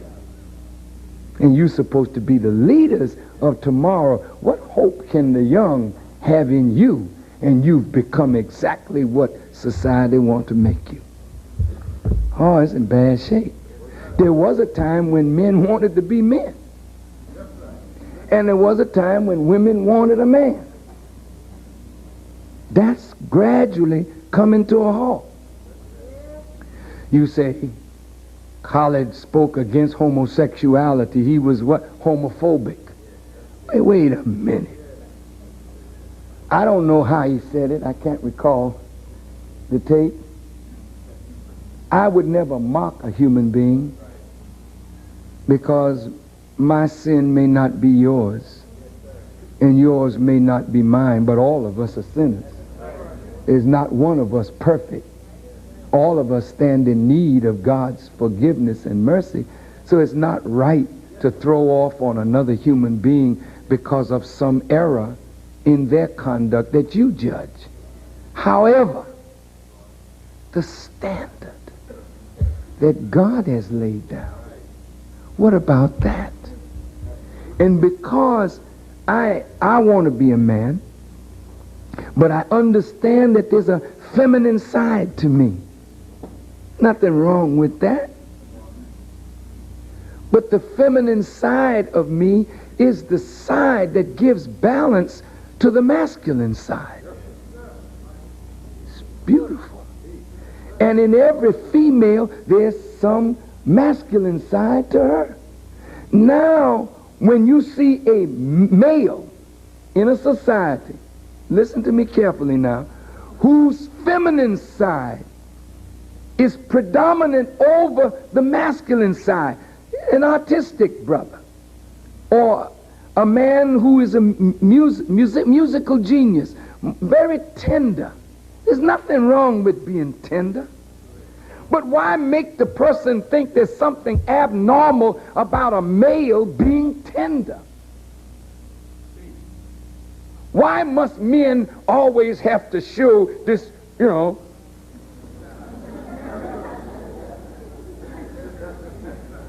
this is a sick portrait of what a man is. Jesus wept. Can man weep? Can men feel compassion for another human being suffering without being other than a man? But when you have no male example, then we become overpowered by the feminine side of our nature. And then we begin to feel it's a woman on the inside trying to get out. When it's a woman on the inside not balanced. So lesbianism and homosexuality now is an in thing. And I watch how Hollywood, there's a bunch of persons in that area, you know what I mean, that's their lifestyle. And they're breaking down the people's sensitivity to that which God says is an abomination. So you take the talent of Denzel and you put him in the Philadelphia story. See? And it's supposedly against man's insensitivity to AIDS, but really it's making you accept a behavior that under normal circumstances you would not accept it. And so in the end, he can go to a gay ball. He's dancing with his wife, but he's right next to two girls dancing, two boys dancing. Well, that's not bad. girls and boys dance, but the implication. Society has become a Sodom and Gomorrah. You can't see. Farrakhan is not the problem. The problem is you don't want to face what the problem is. You're morally decadent. You're spiritually bankrupt. You're intellectually dwarfed and mentally incapacitated to deal with the problems of our time. And politically, you don't really know what the hell is going on. You need help. You need a doctor. I don't have a doctorate degree.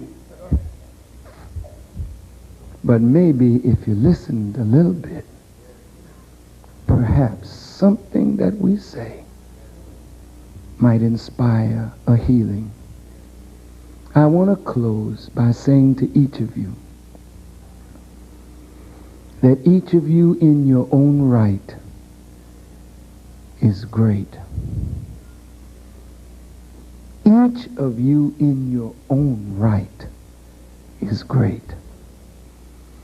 Each one of you has a gift that the Creator has given to you. Each one of you is unique, incomparable, matchless. There never was one like you before. And there never will be one exactly like you again. This is our unique moment in history. And what education and institutions are supposed to do is cultivate the gift of each one of us. Exploit it for the good of self, family, nation, and world. But society is so unjust. It only allows a few to make it. And the mass look to the few with envy, jealousy, and enmity. Because each one of you dream about your own greatness. Each one of you go home and at night sometimes you fantasize about who the real person is that you are. And when you awaken and come out and meet the world, you can't demonstrate your own greatness. You're looking for people to worship.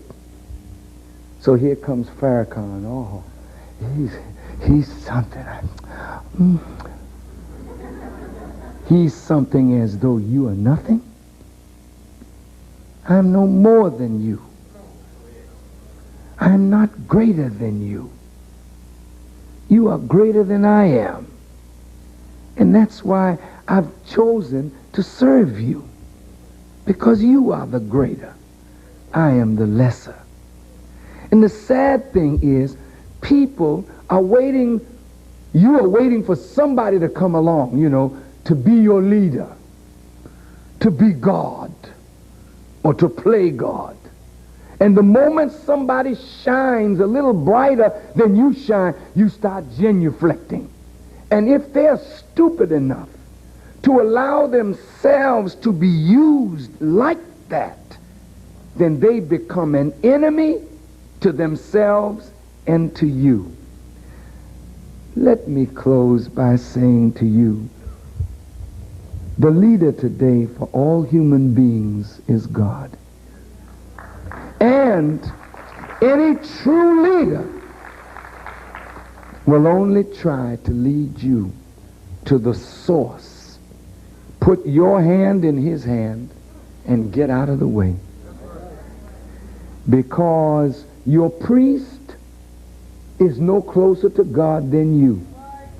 Your rabbi, your imam, your sheikh, your mullah, your president, your potentate, nobody is closer to God than you. Because when you were sperm, mixed with ovum in the darkness of your mother's womb. The priest wasn't there. The pope wasn't there. The potentate was not there. Mom didn't even know she was pregnant. But a God was present.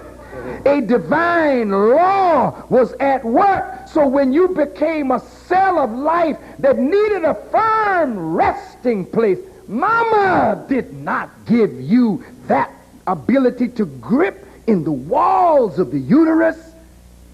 It was already preordained by the grand architect of the universe. So you gripped the walls of the universe, of the uterus, and you began to feed from your mother. She didn't even know she was feeding new life. And God ordained that you became a clot, then an embryo, then a fetus, and at the appointed time, you came forth. And you didn't have to worry because he had already provided for you in the breast of your mother. He provided that which gave you an immunity from disease from the breast of your mother. Now, of course, you have babies and you don't have time to put your baby on your breast, but all these grown men are on your breast, but you ain't got time to put a baby on the breast. Let's look at you. Look at you.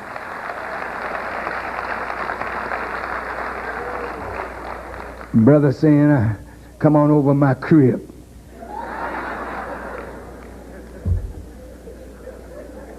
What is a crib, brother? It's a place for babies. You put babies away in a crib so you can get on with your business, clean your house, do whatever you got to do. And that's what the ghetto has become, a giant crib for immature children to play with themselves while others go on and rule the world. I would like to close this talk with the thought on Malcolm. Because now the New York Post suggests that Louis Farrakhan in some way had something to do with the assassination of Malcolm X. And the writer says, well, after 30 years, justice came to Byron de la Beckwith for the murder of Medgar Evers. So after 30 years, they feel that the case should be reopened. And of course, their desire is that Louis Farrakhan should be the focal point of that. You know, it's serious. It's laughable, but it's serious.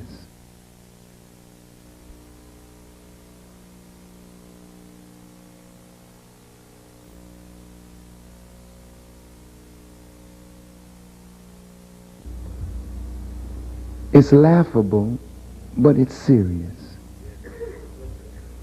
Most of you young people don't know Malcolm deeply. They call Malcolm now a great civil rights leader. But those of you who were around when Malcolm was teaching, you know that Malcolm never taught anything about civil rights. Malcolm dealt with human rights, not civil rights. Martin Luther King was a civil rights leader. Whitney Young and the NAACP and the Urban League were civil rights leaders. Malcolm was dealing with human rights and the right of self-determination for black people. Okay? But what you may not know 30 years ago, when Malcolm was assassinated, the next day there were 11 daily newspapers in New York. The leading paper in New York is the New York Times. And the Times headline said, and I quote, "The apostle of hate is dead." None of the daily newspapers spoke kindly of Malcolm. Not one. Malcolm was the hater by the media 30 years ago. Did you know that? Some of you did know it. Yes, sir. Did you know also that 30 years ago, Malcolm was the leading black anti-Semite in the country, according to the ADL? Did you know that? No, you didn't know that. Not Brother Malcolm. But it's true. According to the ADL, if you went and read what they wrote of Malcolm, Malcolm then was the leading black anti-Semite. Do you know why? Because Malcolm, on the side of separation, spoke against the efforts to integrate. And Malcolm is the one who exposed this behind-the-scenes leadership of black organizations. And that behind-the-scenes leadership was Jewish. One of the founders of the NAACP was a Mr. Spingarn, who later we learned was a CIA operative. According to the Memphis Commercial Appeal of last year, April, he was a CIA operative who used the NAACP to spy on black leaders. Spingarn was exposed by Malcolm.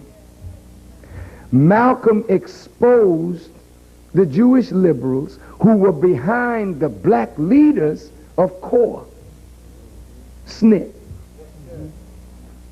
SCLC. Did you know? And you don't know, but I'll tell you.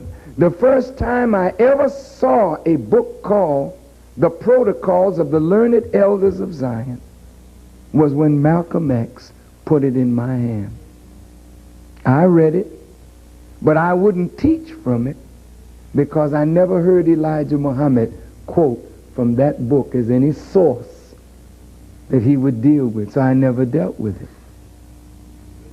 Now, Malcolm was assassinated, as you know. What was Farrakhan's role in it? 30 years ago, Farrakhan was to the nation probably like Brother Conrad in New York. Where's Brother Conrad? Stand up, Brother Conrad. Have you know this Brother Conrad? Brother Conrad is a young, upcoming minister in the nation. Very wonderful brother, but not a power figure at all at this point in his development in the nation. 30 years ago, I was just like Brother. A young minister in Boston, Massachusetts, certainly not in any power position, but very good speaker. And I love the Honorable Elijah Muhammad. I don't make any bones about that. But I also love Malcolm because Malcolm X was my teacher. We were very, very close. He as mentor and I as student. But when Malcolm separated from the Honorable Elijah Muhammad, like anybody in a family that loves both parents, it really becomes traumatic on the child to choose which one you're going to live with or which one you're going to be with.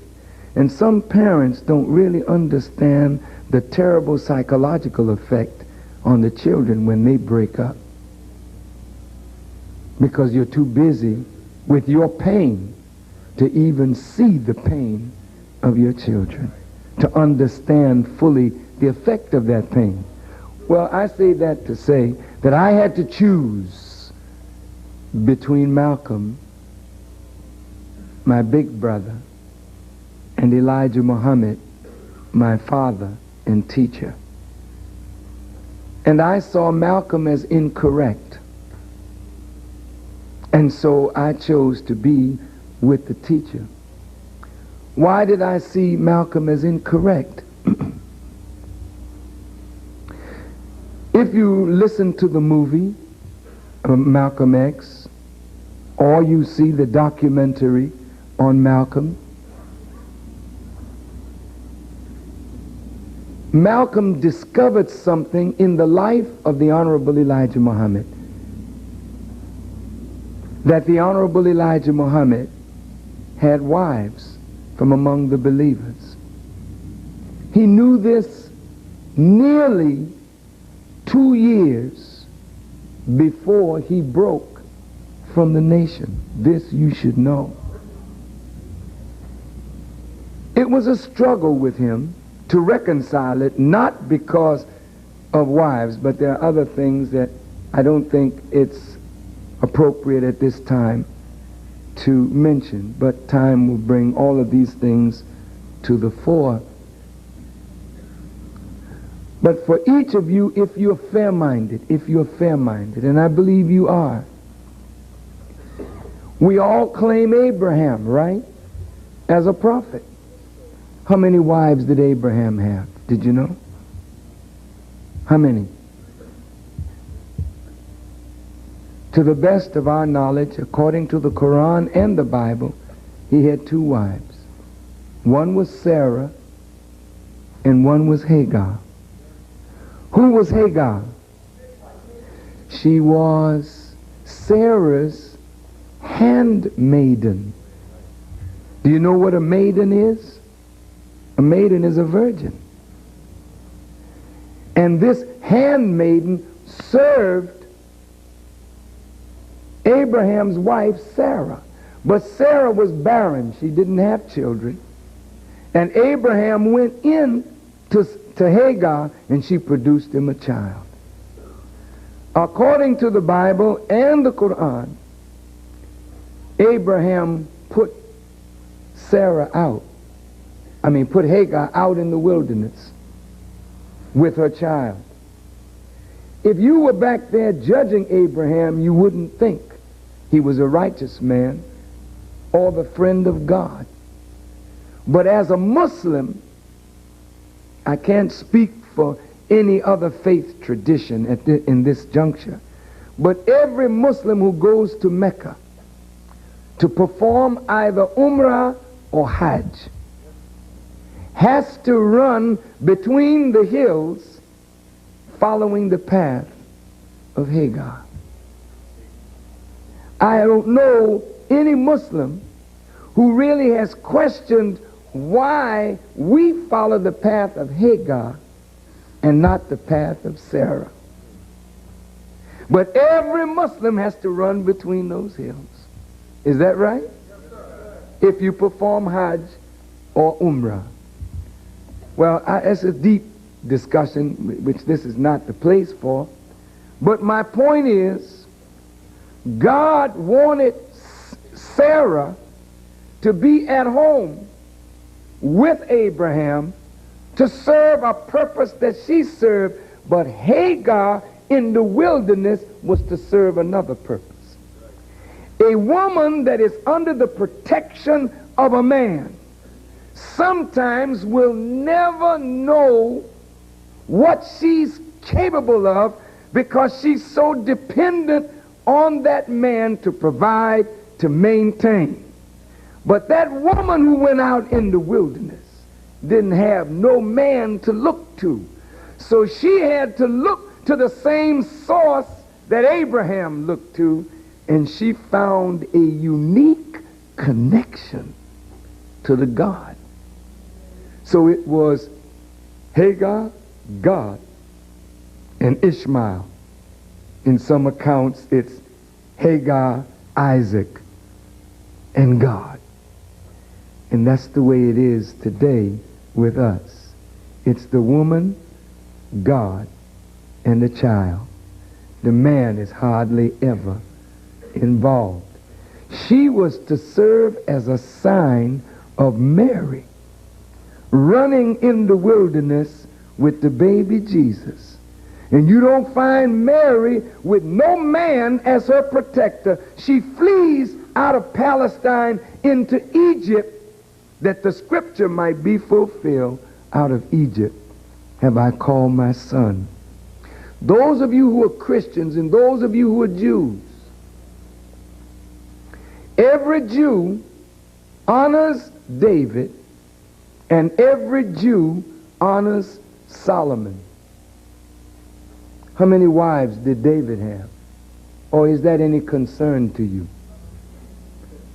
I've been to Palestine or to Israel, and I have been to the Wailing Wall. And I have said prayers at the Wailing Wall right along with the Jews. The Wailing Wall is the last remnant of the temple built by Solomon. Solomon had many, many wives and several concubines. Talk to me according to the Bible.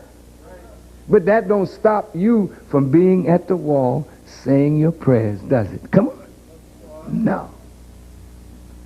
Because you know Solomon and David were prophets of God, and David was the prototype of the Messiah whom the Jews believed was yet to come. All right. How many wives did Prophet Muhammad have? He had 11, and God cut back 2, and he had 9. So having wives, listen to me carefully, does not make a man less than divine. Having women that you abuse makes you less than divine.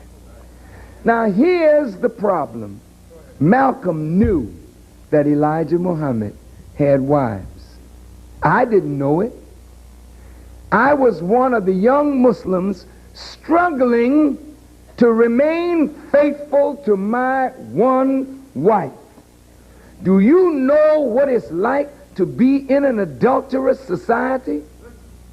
And God cleans you up, and women are attracted to you and love you and want to express their love to you sexually, and you have to fight every day of your life to be faithful to the woman that you married? That's the kind of life that we are taught to live. And when you got an adulterous generation, if they learned that the leader had wives before they were spiritually mature enough to handle it, it could have sent them and us back into our adulterous behavior, thus undermining the family life that Elijah Muhammad was trying to build. It wasn't that it was a secret that should be a secret forever, but it was wise to keep it a secret until we were mature enough to handle it. Right now, the government has secrets that you don't know anything about. And there are secrets surrounding the death of Kennedy that maybe 25, 30 years, 50 years after the death, something will surface, but we're so far away from the event, we won't be caught up in the emotion of it, and then we can deal more with it, deal better with it. All right, here we are now. Malcolm Kennedy is assassinated. Elijah Muhammad sends a word to each of us as his ministers: make no statement with respect to the death of President Kennedy. Elijah Muhammad was supposed to speak in New York the first week of December. He decided, in deference to the president's death, he would not speak. Malcolm went to the Honorable Elijah Muhammad and asked if he could speak, because the New York Muslims had put so much money in publicity for the Manhattan Center and all of the public relations and whatnot, and they didn't want to waste the money. So Malcolm asked, could he speak in Elijah Muhammad's place? Elijah Muhammad said, yes, but I'm warning you, brother, don't say anything with respect to the death of the president. When Malcolm spoke, there was a man in the audience. His name was M.S. Handler from the New York Times. And Yusuf Shah had put him out, the captain had put him out of the building. But when Malcolm heard that he was put out, he sent for him, and that man came back and sat in the audience. Malcolm got through his lecture beautifully, but during the question and answer period, somebody asked him about Kennedy.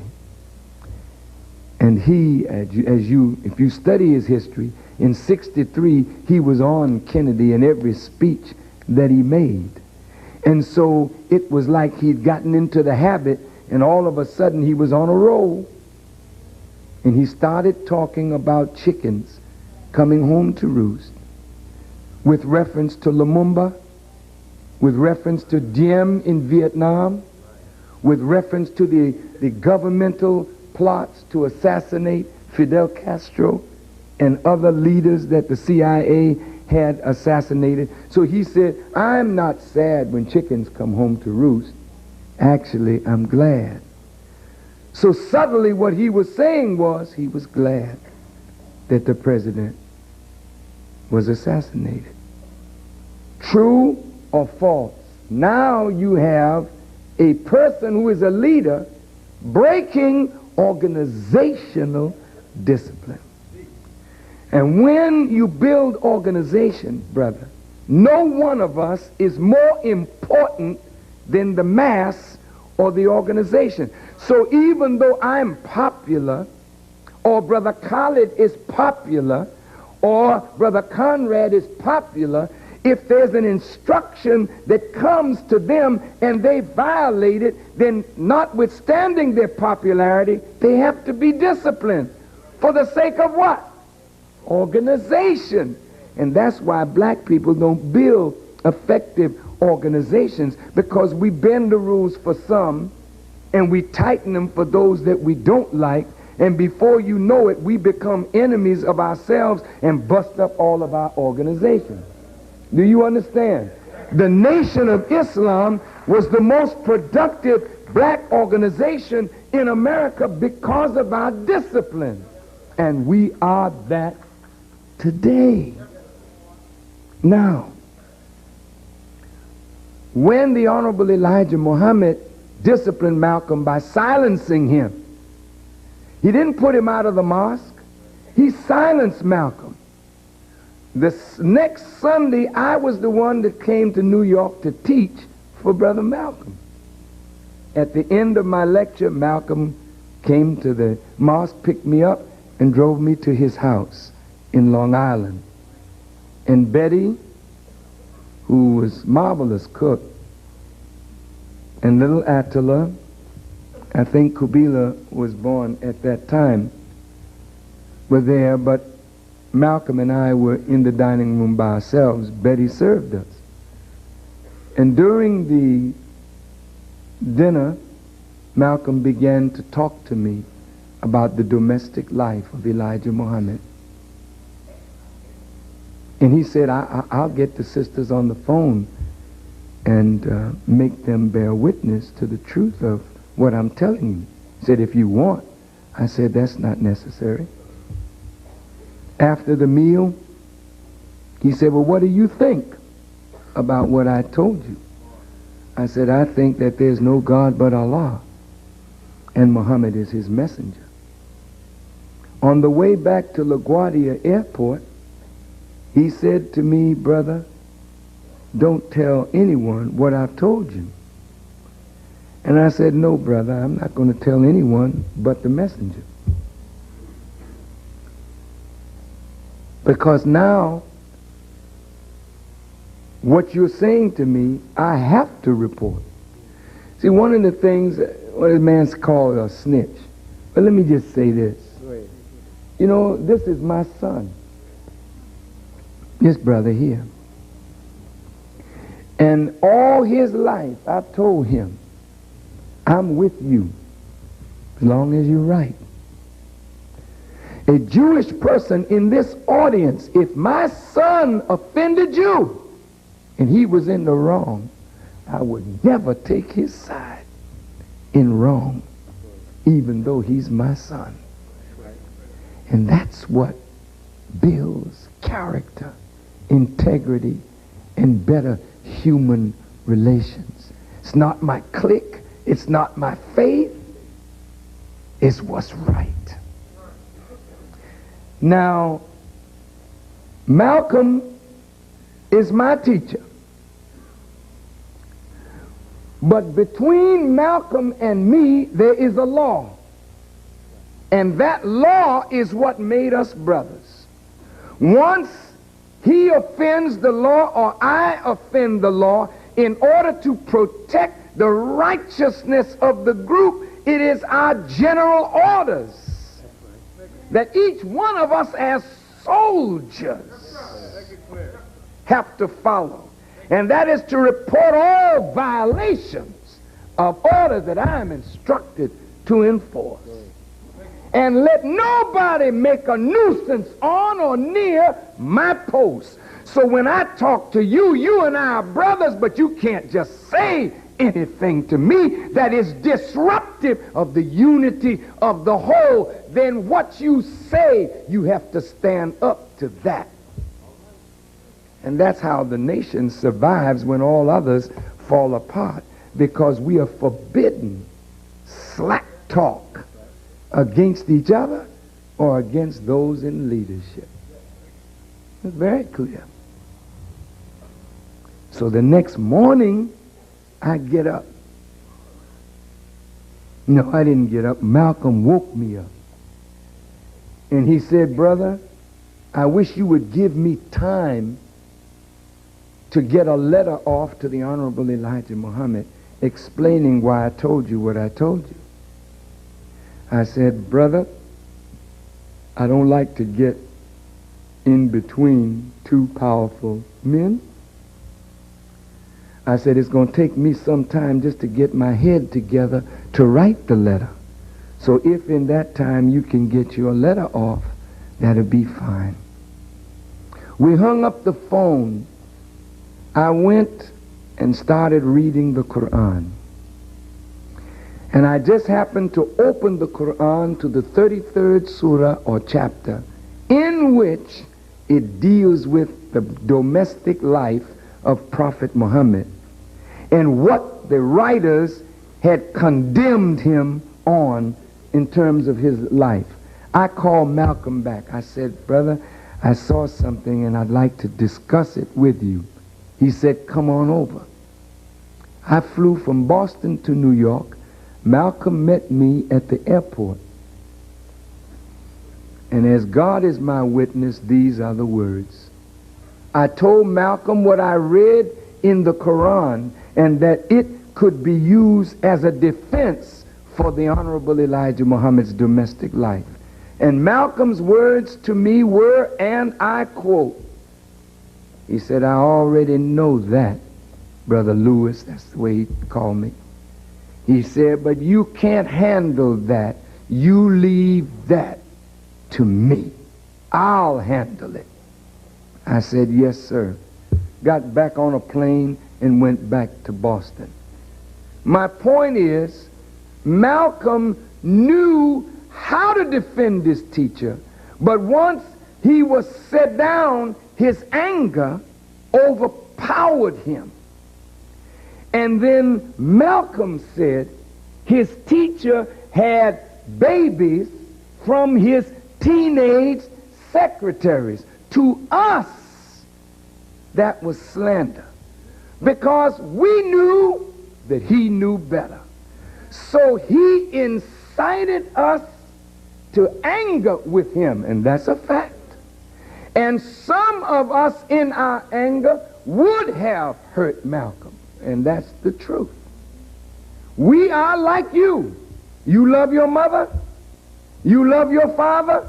Somebody talk against your mother, even if it's your own sister, you may go and knock her down.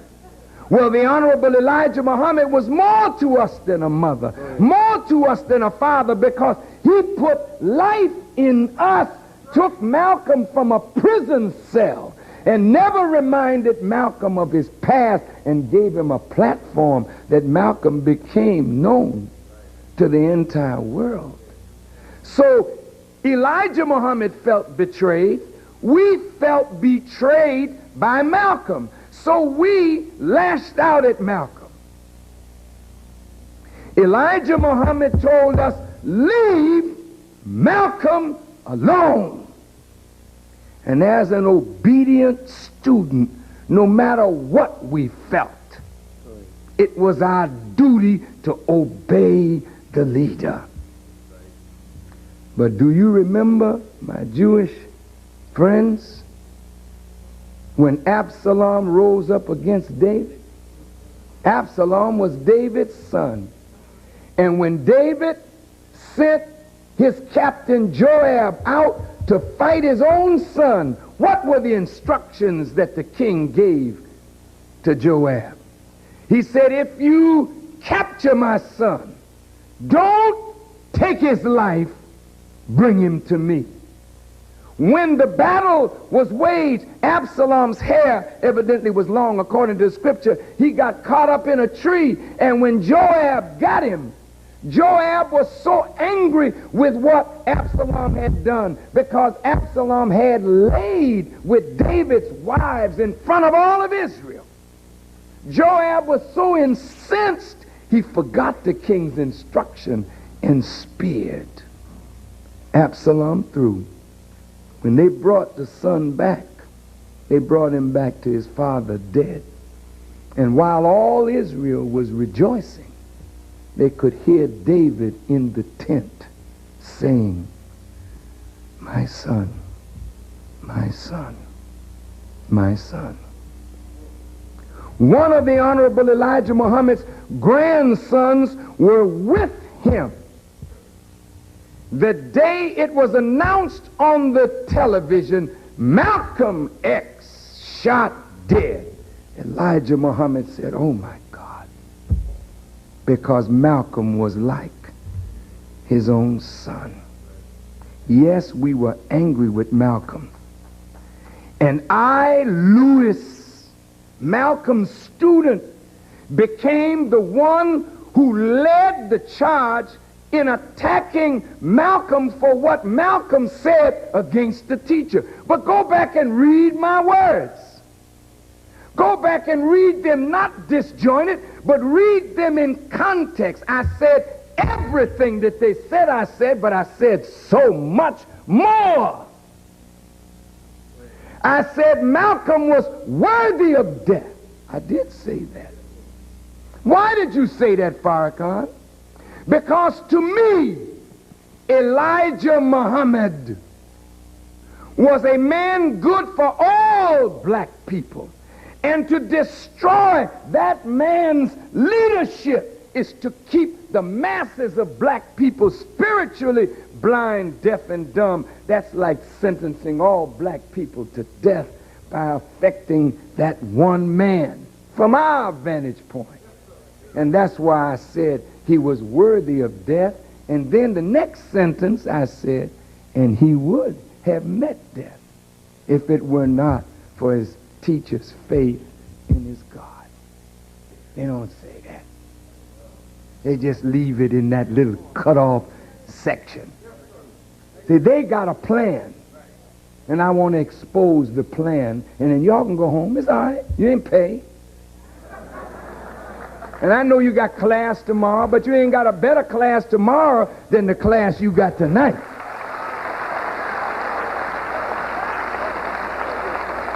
And if I'm not tired, don't you get tired. I'm going to leave in a few minutes. But I'm not going to leave you like I found you. You got a couple more minutes for me? I just want to finish this story. Now, my question. Malcolm assassinated in the Audubon Ballroom. Not because Farrakhan said he was worthy of death. But if some zealots who didn't care about Elijah Muhammad's orders wanted to harm Malcolm, who were they? Who led them? One man was arrested at the ballroom. There were actually two, but one was let go. We don't even know who that one was. Go read the accounts for yourself. Malcolm's house was firebombed the week before, and he had gone to the police and asked for police protection, but there were no uniformed police in that ballroom. Look at this ballroom tonight. Look at the security that makes it safe for Farrakhan to come and go. They don't want anything to happen to me, and they're making sure that it does not happen. Not here. Not under these circumstances. And this could have been done for Malcolm. Nobody firebombed my house.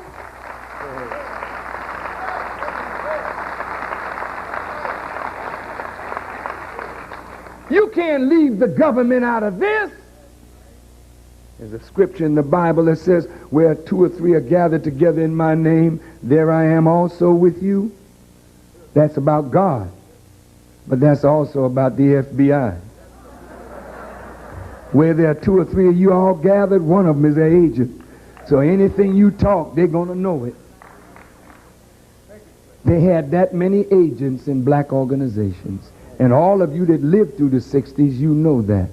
And you know that the FBI wanted and worked to divide Malcolm and Elijah Muhammad from each other, and they finally were successful in so doing. What we did was contribute to a general atmosphere that someone took advantage of. Now let's go to the perpetrators. The day Malcolm was killed, nobody was searched in the ballroom. Now you notice how all of you were searched tonight? I was searched too. So if anybody shoots, it has to be the police. Because the only one in here that have weapons legally are the campus police, the state police, or the Union City police. They know we don't have any weapons. We don't ever carry them. But that's good. Everybody searched. We're comfortable. I don't think any of the policemen would shoot me. I hope not. But, yeah. I hope not. I hope you're seeing that Farrakhan is not the mean, ugly fella that you thought. But look, man. They had undercover policemen there. Police have their intelligence units everywhere. They're among you on the campus. You don't think you plan anything and the police don't know about it. Some of the brothers around that look real good and innocent, they could be, you know. Could be, I didn't say they were. However, look, two men were picked up later, not at the ballroom, in their homes, days later, and charged with the murder of Malcolm X. When the trial was held, one man said, I did it, but these two were not involved in it at all. Why would he know that? Because he knew everyone who was involved with him. They went to the door, and when they found out nobody was searching, they said they went back to their cars, picked up their weapons, came in, and killed Malcolm. Who are these men? If these two that went to prison for 26 years of their lives, and I don't know how many of you followed the television story, But these brothers had many lie detector tests, and every test they took showed they were innocent. Consular took up their case. Consular tried to get the government to reopen the case, because now the one brother that was on the scene named all 5 who were involved in the murder of Malcolm X. He named them. You know the government refused to open the case? Why? Why? Because it suited their purpose at that time to have it historically said, Nation of Islam. And look, that's my wife. That was my children at 14, 12, 10, 7, 6. That is a whole nation, a group of people that had nothing to do with it, but now the Nation of Islam is guilty. Isn't that a hell of a thing? You got the culprits, you said. You tried them. Now you put the blame on a whole group of people. Why? Because propaganda-wise, you wanted to kill 2 birds with 1 stone. Malcolm out of the way. Now let's get rid of the nation. Then we ain't got nothing to worry about. Well, well, well.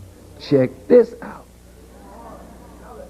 Right after the assassination, several years later, Malcolm's autobiography becomes required reading on every college campus. Talk to me.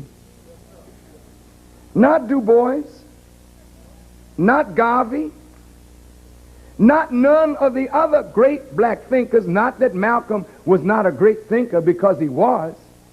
But why make Malcolm's book required reading? Do you know why?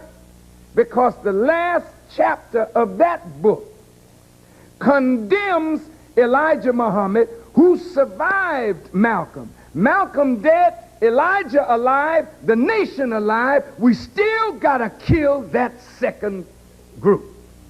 Malcolm dead, we gotta kill the nation. Well, the Honorable Elijah Muhammad now departs. And Imam Warithuddin Muhammad, Elijah Muhammad's son, takes the nation on a new course. And the nation as you knew it disbands.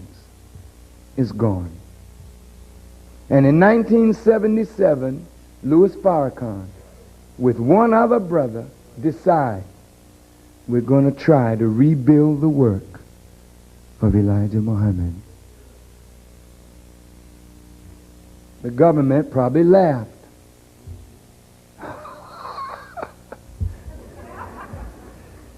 Farrakhan, that young upstart here, oh. See, they poo-pooed me. They thought I was a dummy. Nice talker, but didn't have no sense. Yeah, well, you misread me. That's not my fault. Y'all went to sleep. That's not my fault. You thought you had done your job. Somebody wrote they had destroyed the nation, but they forgot about Louis Farrakhan. And it's too late now, baby. It's over. You will never destroy this. I don't care what you come with.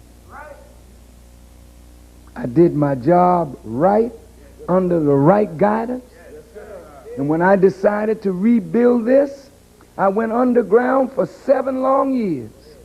See, you don't know that, but Elijah Muhammad directed it by the things that he taught me before he left. I didn't understand it then, but I understood it when I started rebuilding. For 7 years, I went underground. For 7 years, I traveled this country by automobile, setting up study groups, me and one other brother, all over America. Sometime in cities, I would set up 2, 3, 4 cells in a city, but none of them knew the other. I knew them all, but they didn't know one another. I just kept moving for 7 years. You don't know this. I didn't start speaking to the public in terms of media until Jesse Jackson came to me and asked me would I help him with his campaign. I told him after consultation with the chief helpers in the nation that I would. And all of a sudden now, Jesse became the leading black anti-Semite. Did you know that? You didn't know that? Do you remember when Jesse ran? Now, some of you were too young. When Jesse announced he was running for president, he was leaving Bush, everybody stood and cheered. Farrakhan was sitting there with tears running down my face because I felt Jesse was going to be assassinated. My sole concern was that his wife and his children should not lose Jesse as a husband and a father. And listen to me now, this is a fact. Many young Jews who were like the JDL, they didn't like Jesse because Jesse had embraced Arafat. Jesse said Judaism is the rose, Zionism is a weed that is choking out the rose. This is what Jesse said. So when Jesse announced in Washington, D.C. his candidacy, members of the JDL tried to break up Jesse's announcement. They had to be thrown out of the ballroom. Then a full-page ad appeared in the New York Times. Jews against Jesse, ruin Jesse, ruin. We were saying, run Jesse, run. They were saying, ruin Jesse, ruin. That's the truth. Another full-page ad in the New York Times. Now, before the Secret Service started guarding Jesse, the FOI was guarding Jesse. At a certain point, members of the Jewish community felt that Jesse was bad news politically for their point of view in the body politic of America. And they fought for their interests. And as God is my witness, I have never attacked the Jews. That's the truth. You know what I did? I tried to make peace because I saw an ADL dossier on Jesse. And his right hand, Reverend Willie Barrow, Jesse told me that there were 100 real threats on his life. And Willie Barrow showed me the dossier put out by the ADL to the press about statements made by Jesse. This is to ruin him politically. But what I saw was that they were creating an atmosphere in which Jesse Jackson could be killed. And so at our convention, these are some of the words that I said. And you can go and get my words, for they are a matter of public record. I said, quote, whenever Jews and blacks' interests converge, we have always worked together. But whenever black self-interest did not converge with Jewish interests, we, coming of age, had to pursue what is in our best interest. And Jesse Jackson, at this point, is our enlightened self-interest. I said to the Jews, I said 90 to 95% of black people are lining up with Jesse. The way you handle Jesse can severely hurt black-Jewish relations. We don't mind losing an election, but we cannot stand to lose Jesse Jackson.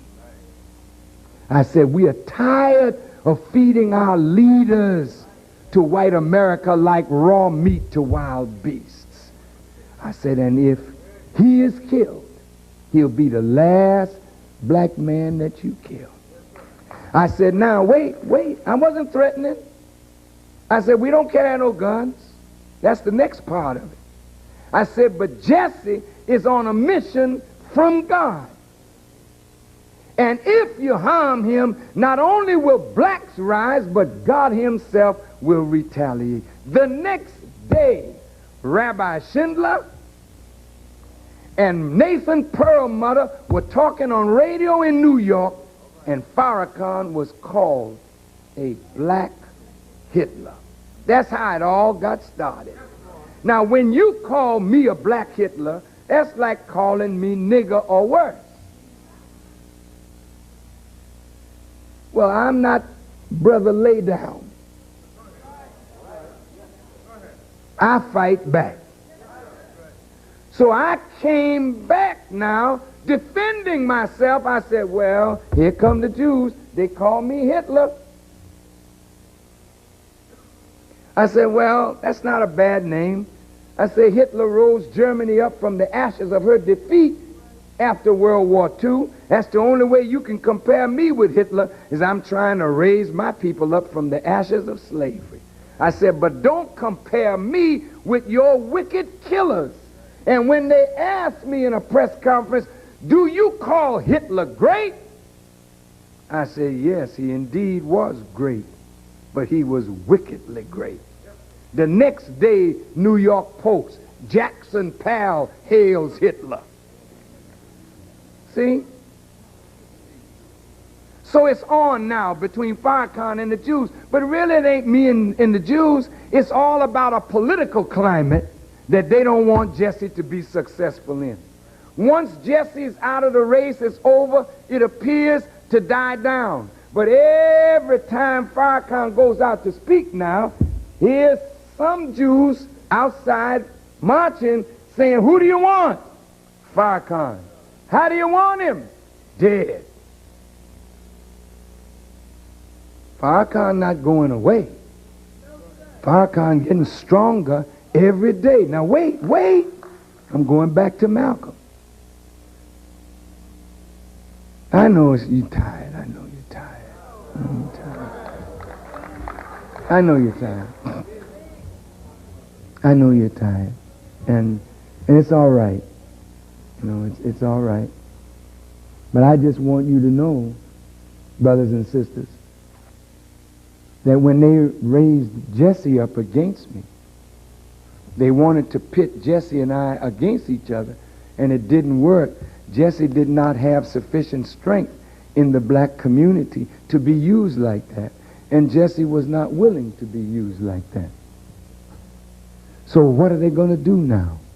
Every one of you that love Malcolm, you don't have any power to raise Malcolm from the dead.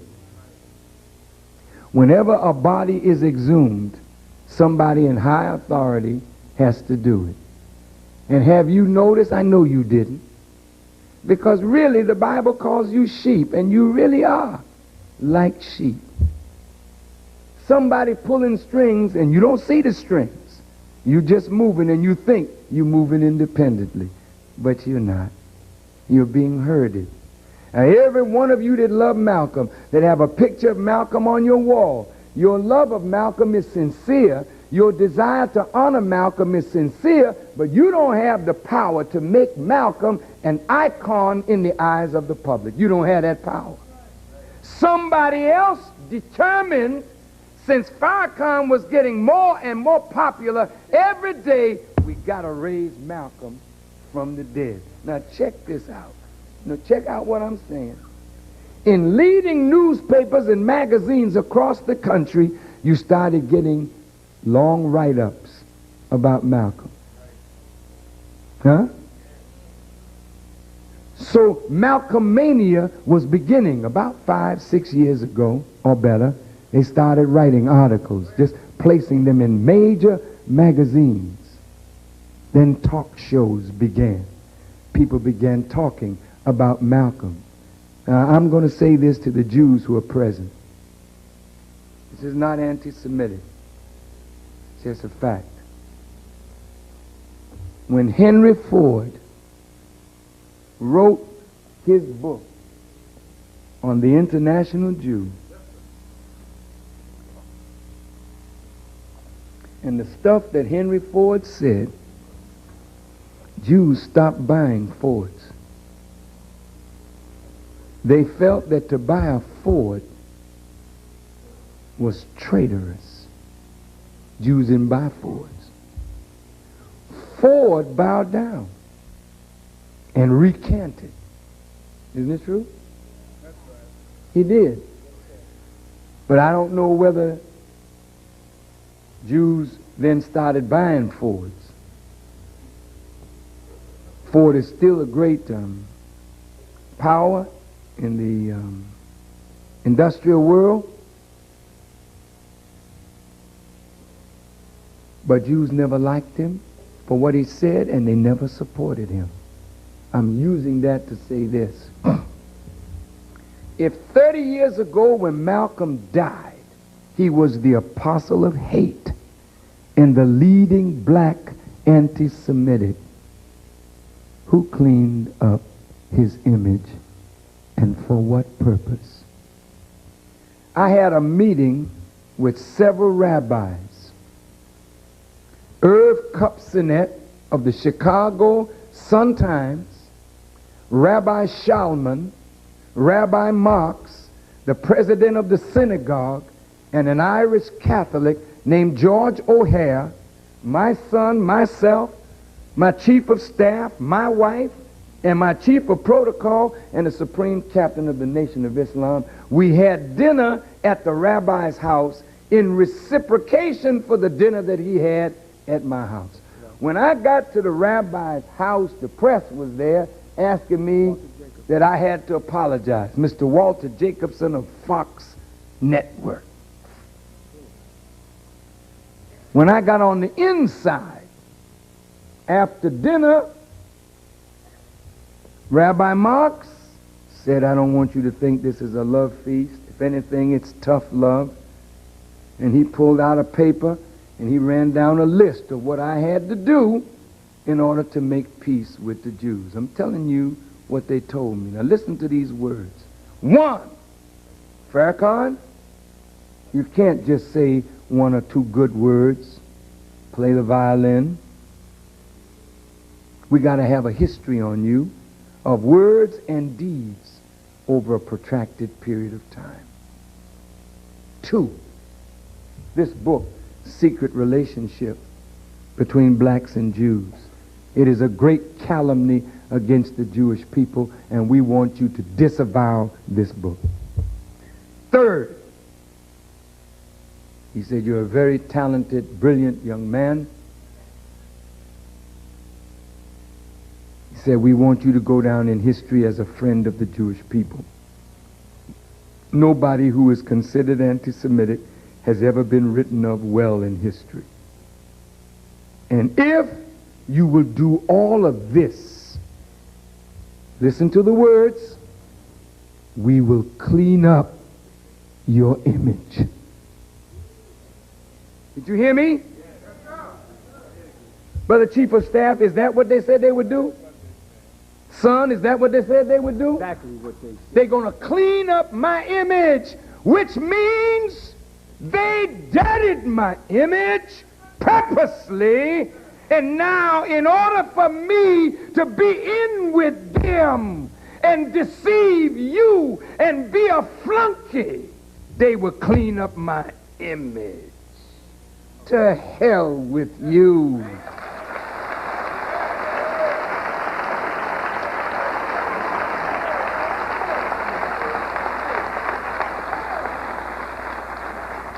They said, you can comment when we go upstairs for coffee.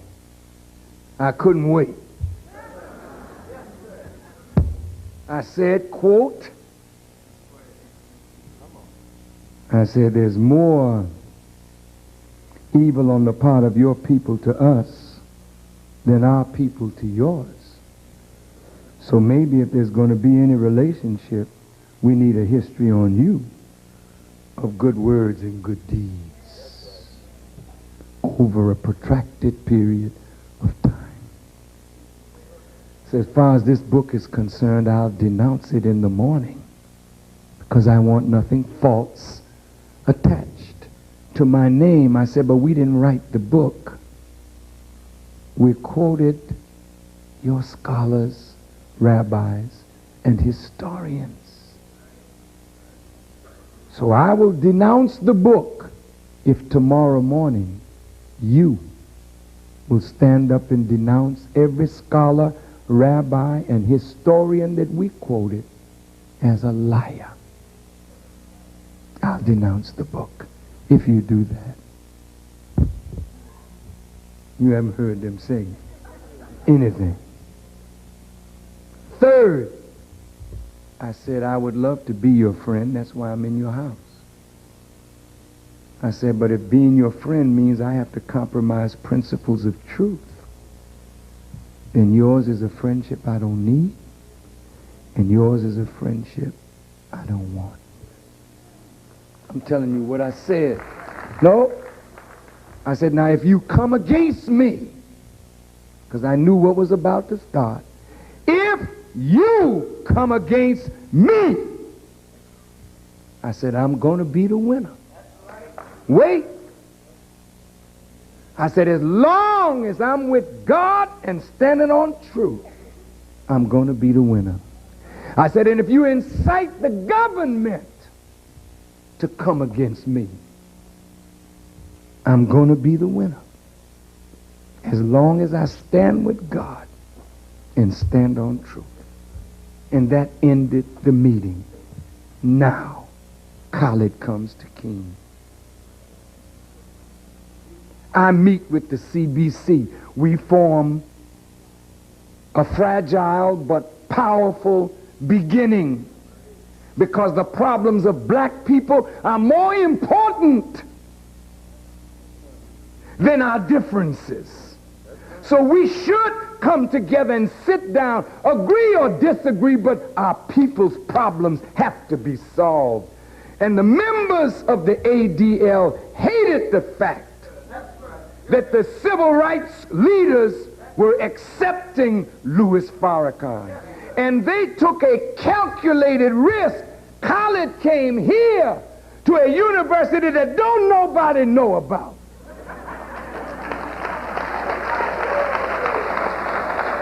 But now you're known all over the world because of Khalid. He spoke to less than 150 students. You all heard what he said. You heard the manner in which he said it. Some of you laughed, some of you applauded.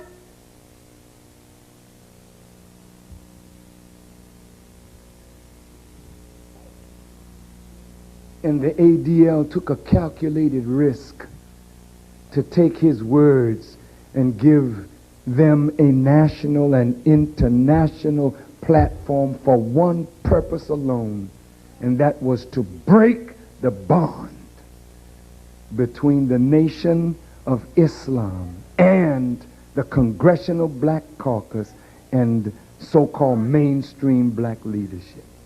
And so they took Khalid's words and they took out what they wanted to take out. You know, the man spoke for nearly 2 hours and a half. They lifted those words, gave them a national and international platform, and now they're trying to put pressure on Farrakhan to denounce my brother. Over words. You love to have some black person who does something that you all are displeased with. Then you trot out some other nigger that you made to defeat the man that you don't like. This ain't gonna work no more.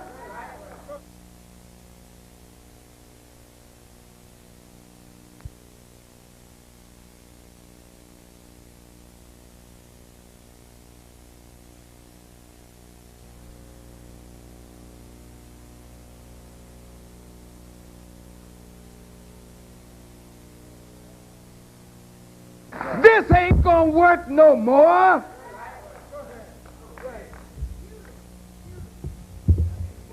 Khalid Khalid is my brother. And I will never denounce my brother for words that he spoke with the evil deeds that all of you are a part of.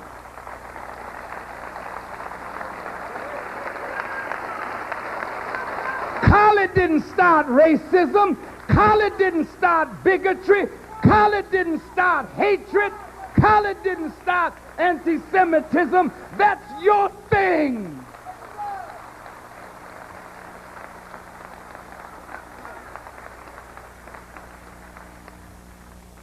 So when I said I agree with those truths that he spoke, but I don't like the manner in which they were spoken.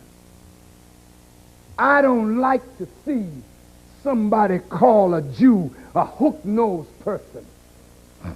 I don't like that, because the Jewish person can no more be responsible for the shape of their nose than we can be responsible for the shape of our nose and our lips. For that makes us just like you, white people. You made mockery of our thick lips, our broad nose. You called us burr-headed niggers. You think we forgot that?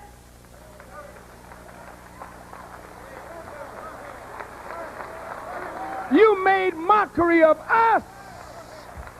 And you didn't just start that, put us in movies to make us buffoons and clowns before the world. You wrote the script, big-eyed, man-can, maudlin, and step-infected, to make the world think we were nothing but a bunch of clowns and buffoons. We didn't do that to you. You did that to us. But two wrongs don't make a right. I'm not going to mock you for your characteristics. But I will tell you the truth of what your hands have done and the path that your feet have trod. Not because I hate, but because I want you to escape the wrath of God that is about to come down on your nation. Go ahead. You're not going to escape what you have done to an entire people. Even though the people may forgive you, the question you got to ask is, will God forgive? And if you look at what God did, Jehovah did to Egypt, and look at the plagues that's hitting America, now you better think. Don't worry about Farrakhan. Worry about that tornado that came through Alabama yesterday, and the flood that came in the Midwest last summer, and the fires, and the earthquakes, and the judgments of God that Farrakhan don't have no power over. You can arrest me, you can shoot me, but stop the plagues of God. You don't have that kind of power. He shuts you down with a snowflake, shuts you down with a raindrop, turn you insane with a flea, grasshoppers. You're in trouble today, not because of Khalid, but because of evil that your own hands have sent forth. And so I close. You raised Malcolm from the dead. You raised Malcolm because you knew Farrakhan was an ascending star. And you don't know how to defeat the popularity of a man that you have done everything in your power to destroy with your media. You don't understand why black people listen to Farrakhan. Well, you better think again, because white people are listening to Farrakhan today.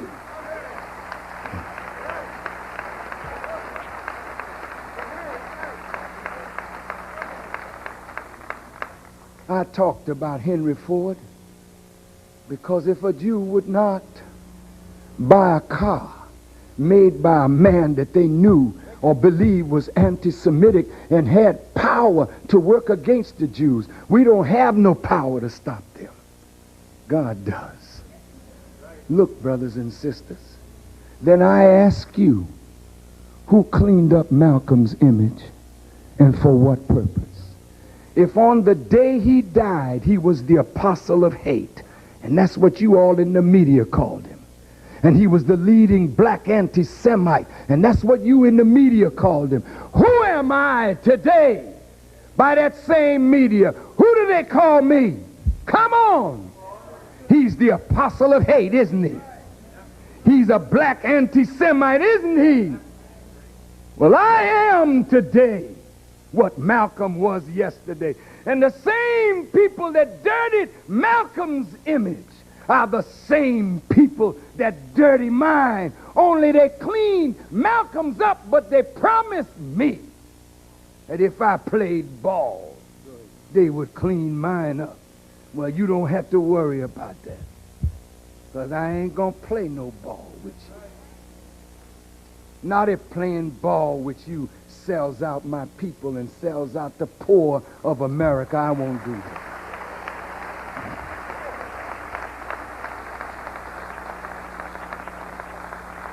I won't play ball if playing ball means hiding the truth from the American people that keeps them paralyzed in a critical hour in history. I won't do that. And my image is being cleaned up. Not because you desire to do it, but because God himself is doing it. And so in conclusion, think about Warner Brothers. Warner Brothers are Jewish. If Malcolm was an anti-Semite when he died and an apostle of hate when he died, tell me, if the Jews would not buy a Ford automobile, why would they sink $30 million into a picture to make Malcolm X an icon among you? You got your X hats, your X shirts, your X shoes, your X this, your X that, but you can't say I'm an X fool or an X drug addict or X gangbanger. You just an X. And who's making money off the X? You ain't. Everybody's selling you shoes with an X on it. Everybody's selling you t-shirts with an X on it. Making money. They've made Malcolm mania now. But the purpose was not to make Malcolm an icon. The purpose was to lift Malcolm in your hearts and then gradually show Louis Farrakhan as the man that hurt your man, so that your love for him would turn toward hatred toward me and the nation, and the guns that are in the black community, you would turn them on the unarmed FOI as we perform our duty by you in the projects, in the ghettos, by getting you the message and trying to clean you up as we were cleaned up. That was their aim.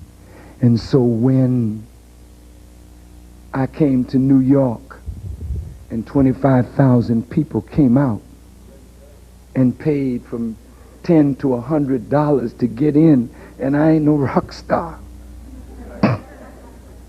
and waited in line, some of them for 3 and 4 hours, they got to look at that. They said, man, this man he's getting too popular.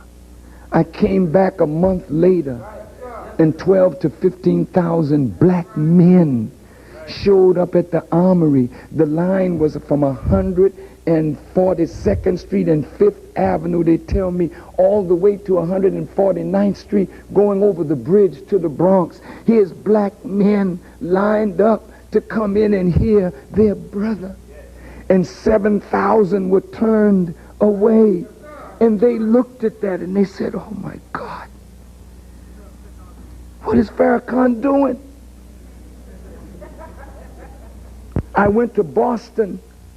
Thousands of black men came out. Hundreds on the outside couldn't get in. And they're saying, well, the women are being discriminated against. Sisters, sisters, sisters. God knows we love you. That's what this is all about. It's all about making some men so you won't live like you're living today. You are living today sad because you don't really have the man that you want. You don't want a man that only wants you for some bed. You want a man that respects what's going on in your head. But if a man is only seeing your hips and your legs and your thighs and your bosom, you're making him a dog. You're not forcing him to come to grips with who and what a woman really is.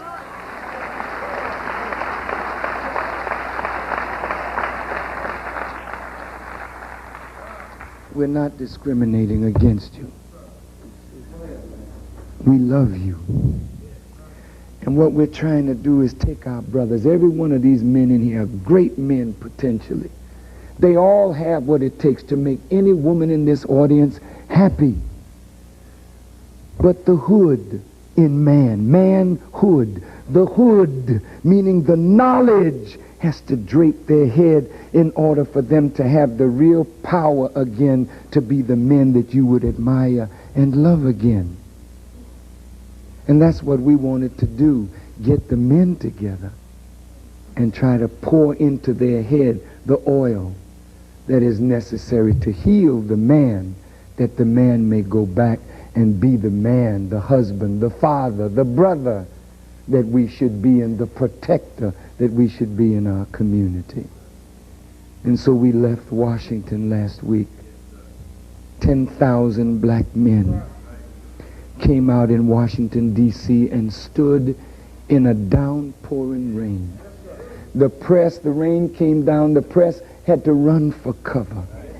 But the people never left the line. They would rather be soaking wet on the inside to hear their brother than dry someplace else without the water of truth.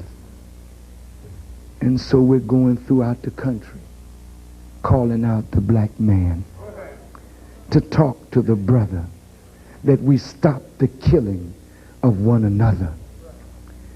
And next year, God willing, we hope to have a march on Washington, the largest march on Washington in the history of America.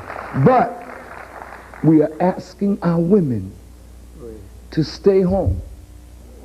Listen, listen, listen, listen. You've been our warrior. You've been the one fighting for us. You've been the one burning the midnight oil for freedom for us. Let us have a day now that we stand like your man. The man that we should have been for 400 damn years, but now we're going to be that kind of man again.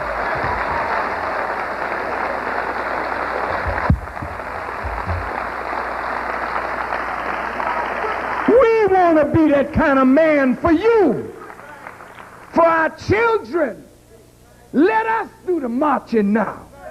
And if any dying to be done, let us do that. Yes, sir. We want to petition a government that we have fought, bled, and died to build, and haven't gotten nothing for what we have sacrificed. So we want to go in the name of our wives and our mothers and our children and our grandmothers to say to America, you owe us a debt, and we come to collect. We want reparations. Yeah, Germany is paying the Jews for what they did to Jews, and they have a right to pay. America is going to pay the Japanese for what America did to Japanese Americans. You worked us for 300 years for nothing. You kept back our pay. Where's the money? We fought in all your wars. A black man was the first to die in the Revolutionary War. You got your independence. We still singing, we shall overcome. We fought in the Spanish-American War. We fought in the Civil War on the side of the North and the South. We fought in the First World War, Second World War, Korean conflict. We fought in Vietnam. We only 10 or 11% of the population at that time. We were 35% of the casualties because we didn't have no job, so we could be all that we could never be in America by joining the army for a job. And we died, came back junkies, and couldn't get the VA to look after us like many American soldiers, Hispanic and poor white, while the rich ones, they don't have to go. The rich ones don't have to pay taxes. It's for the poor. I think there's a lot wrong in America that needs to be changed. And by trying to kill Farrakhan, you kill yourself.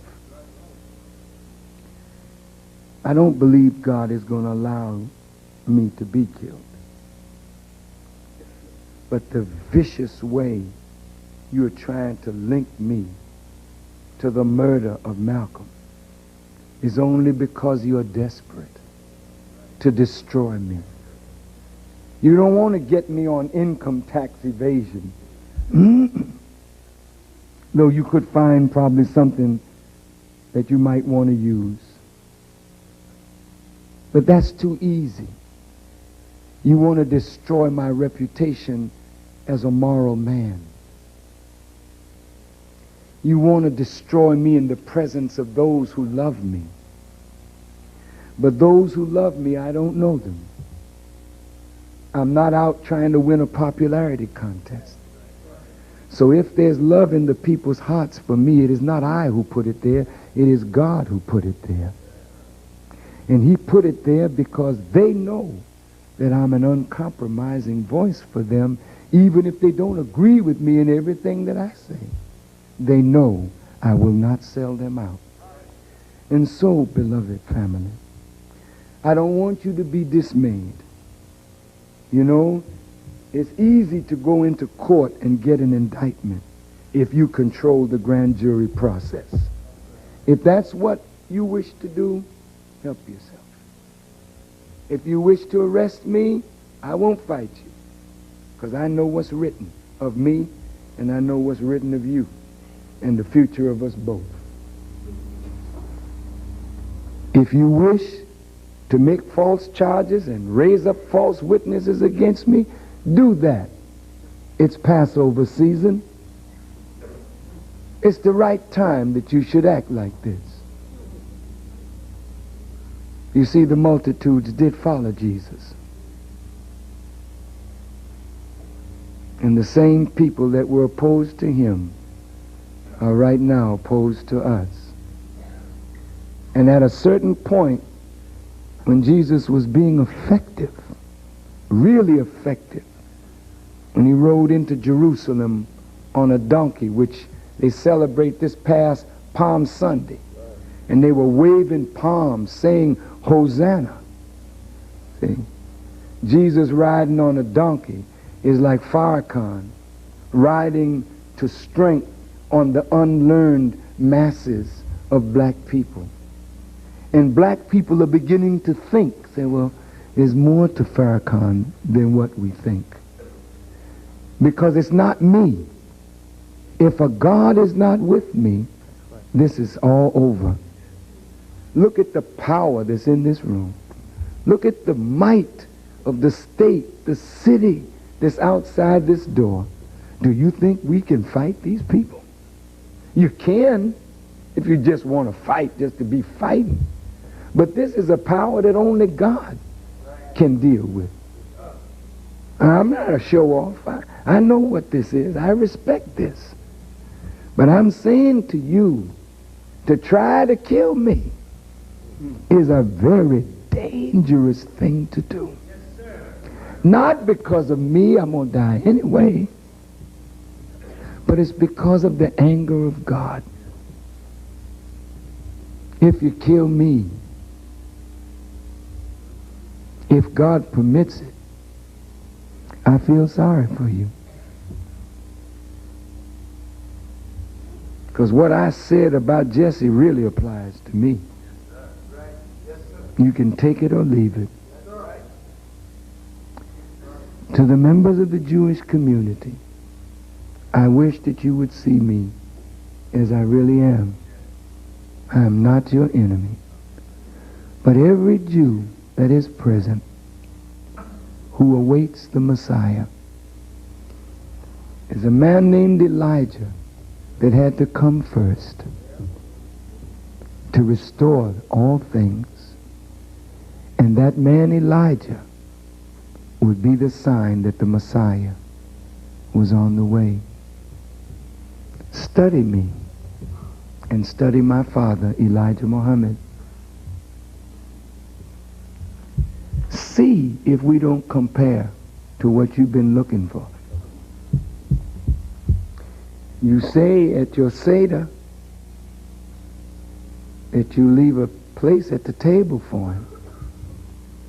You leave your door open for him and pour a glass of wine for him. Suppose he shows up at your door and he ain't white. What you gonna do, call 911 and say there's a nigger at the door? There's a nigger at the door, come to rob us. Just Elijah coming to help you overcome your own weakness and escape the judgment of God. You're looking for a Jew to do that.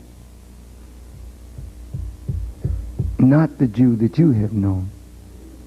I am a Jew, but a different kind of Jew. I'm not an outward Jew. I'm an inward Jew. Like Paul said, the Jew is not the Jew outwardly, but the Jew inwardly. Do you know what that means? Jesus, they say, was a Jew, right? But the Jews didn't like him.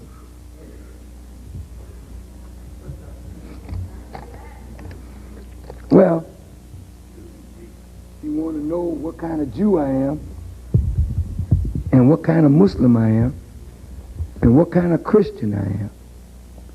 To the Muslims that's in this audience, you ain't never heard a Muslim say he was a Jew. And you never heard a Muslim say he was a Christian. But I'm all of that. So how could you be? Because a Muslim is one who submits to do the will of God. And a Christian is one who is crystallized into oneness with God, following the example of Jesus Christ. And a Muslim follows the example of Prophet Muhammad. Those two examples, if you follow those examples, you come into oneness with God. But what is the Jew? According to the Bible, the Jew that you meet in the last days is not the Jew that is the Jew outwardly. The Jew that you meet in the last days that is approved of God is not the Jew who puts on the outward show of Judaism, but the inward purification of the true Jew. Not by the circumcision of the male organ, but by the circumcision of the heart. So says Paul, another Jew. We circumcised the male instrument, and that marked the Jews from the heathens. Circumcision. The male organ is the organ where the issue of life comes from. But the foreskin is a covering for debris and germs. Being in a dark place where a light does not get, disease germs multiply. So God told Moses, have them cut away the foreskin so that that instrument of life can be constantly washed, so that when the issue of life comes forward, it will not be poisoned by the disease of life in an unclean instrument.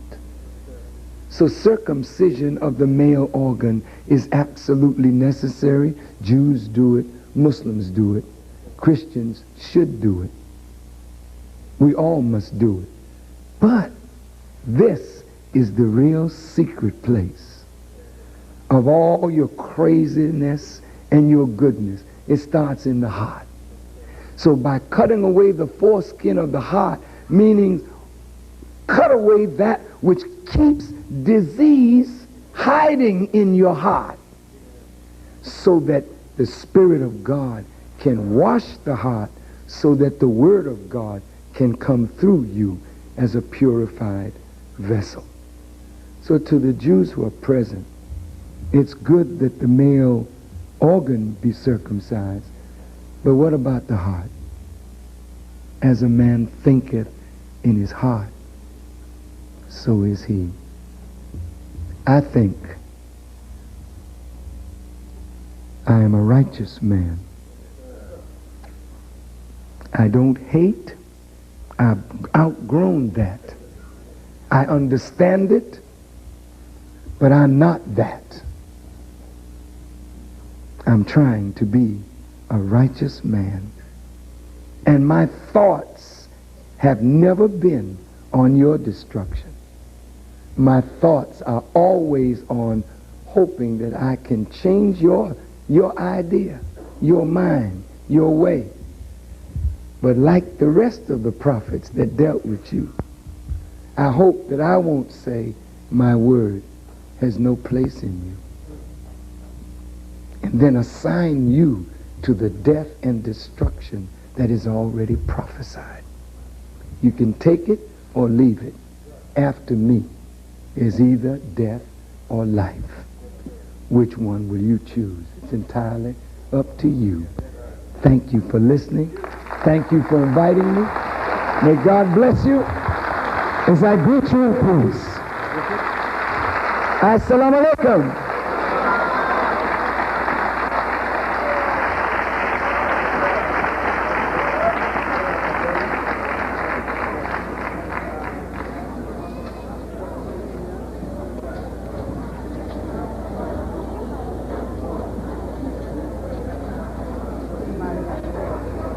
Thank you.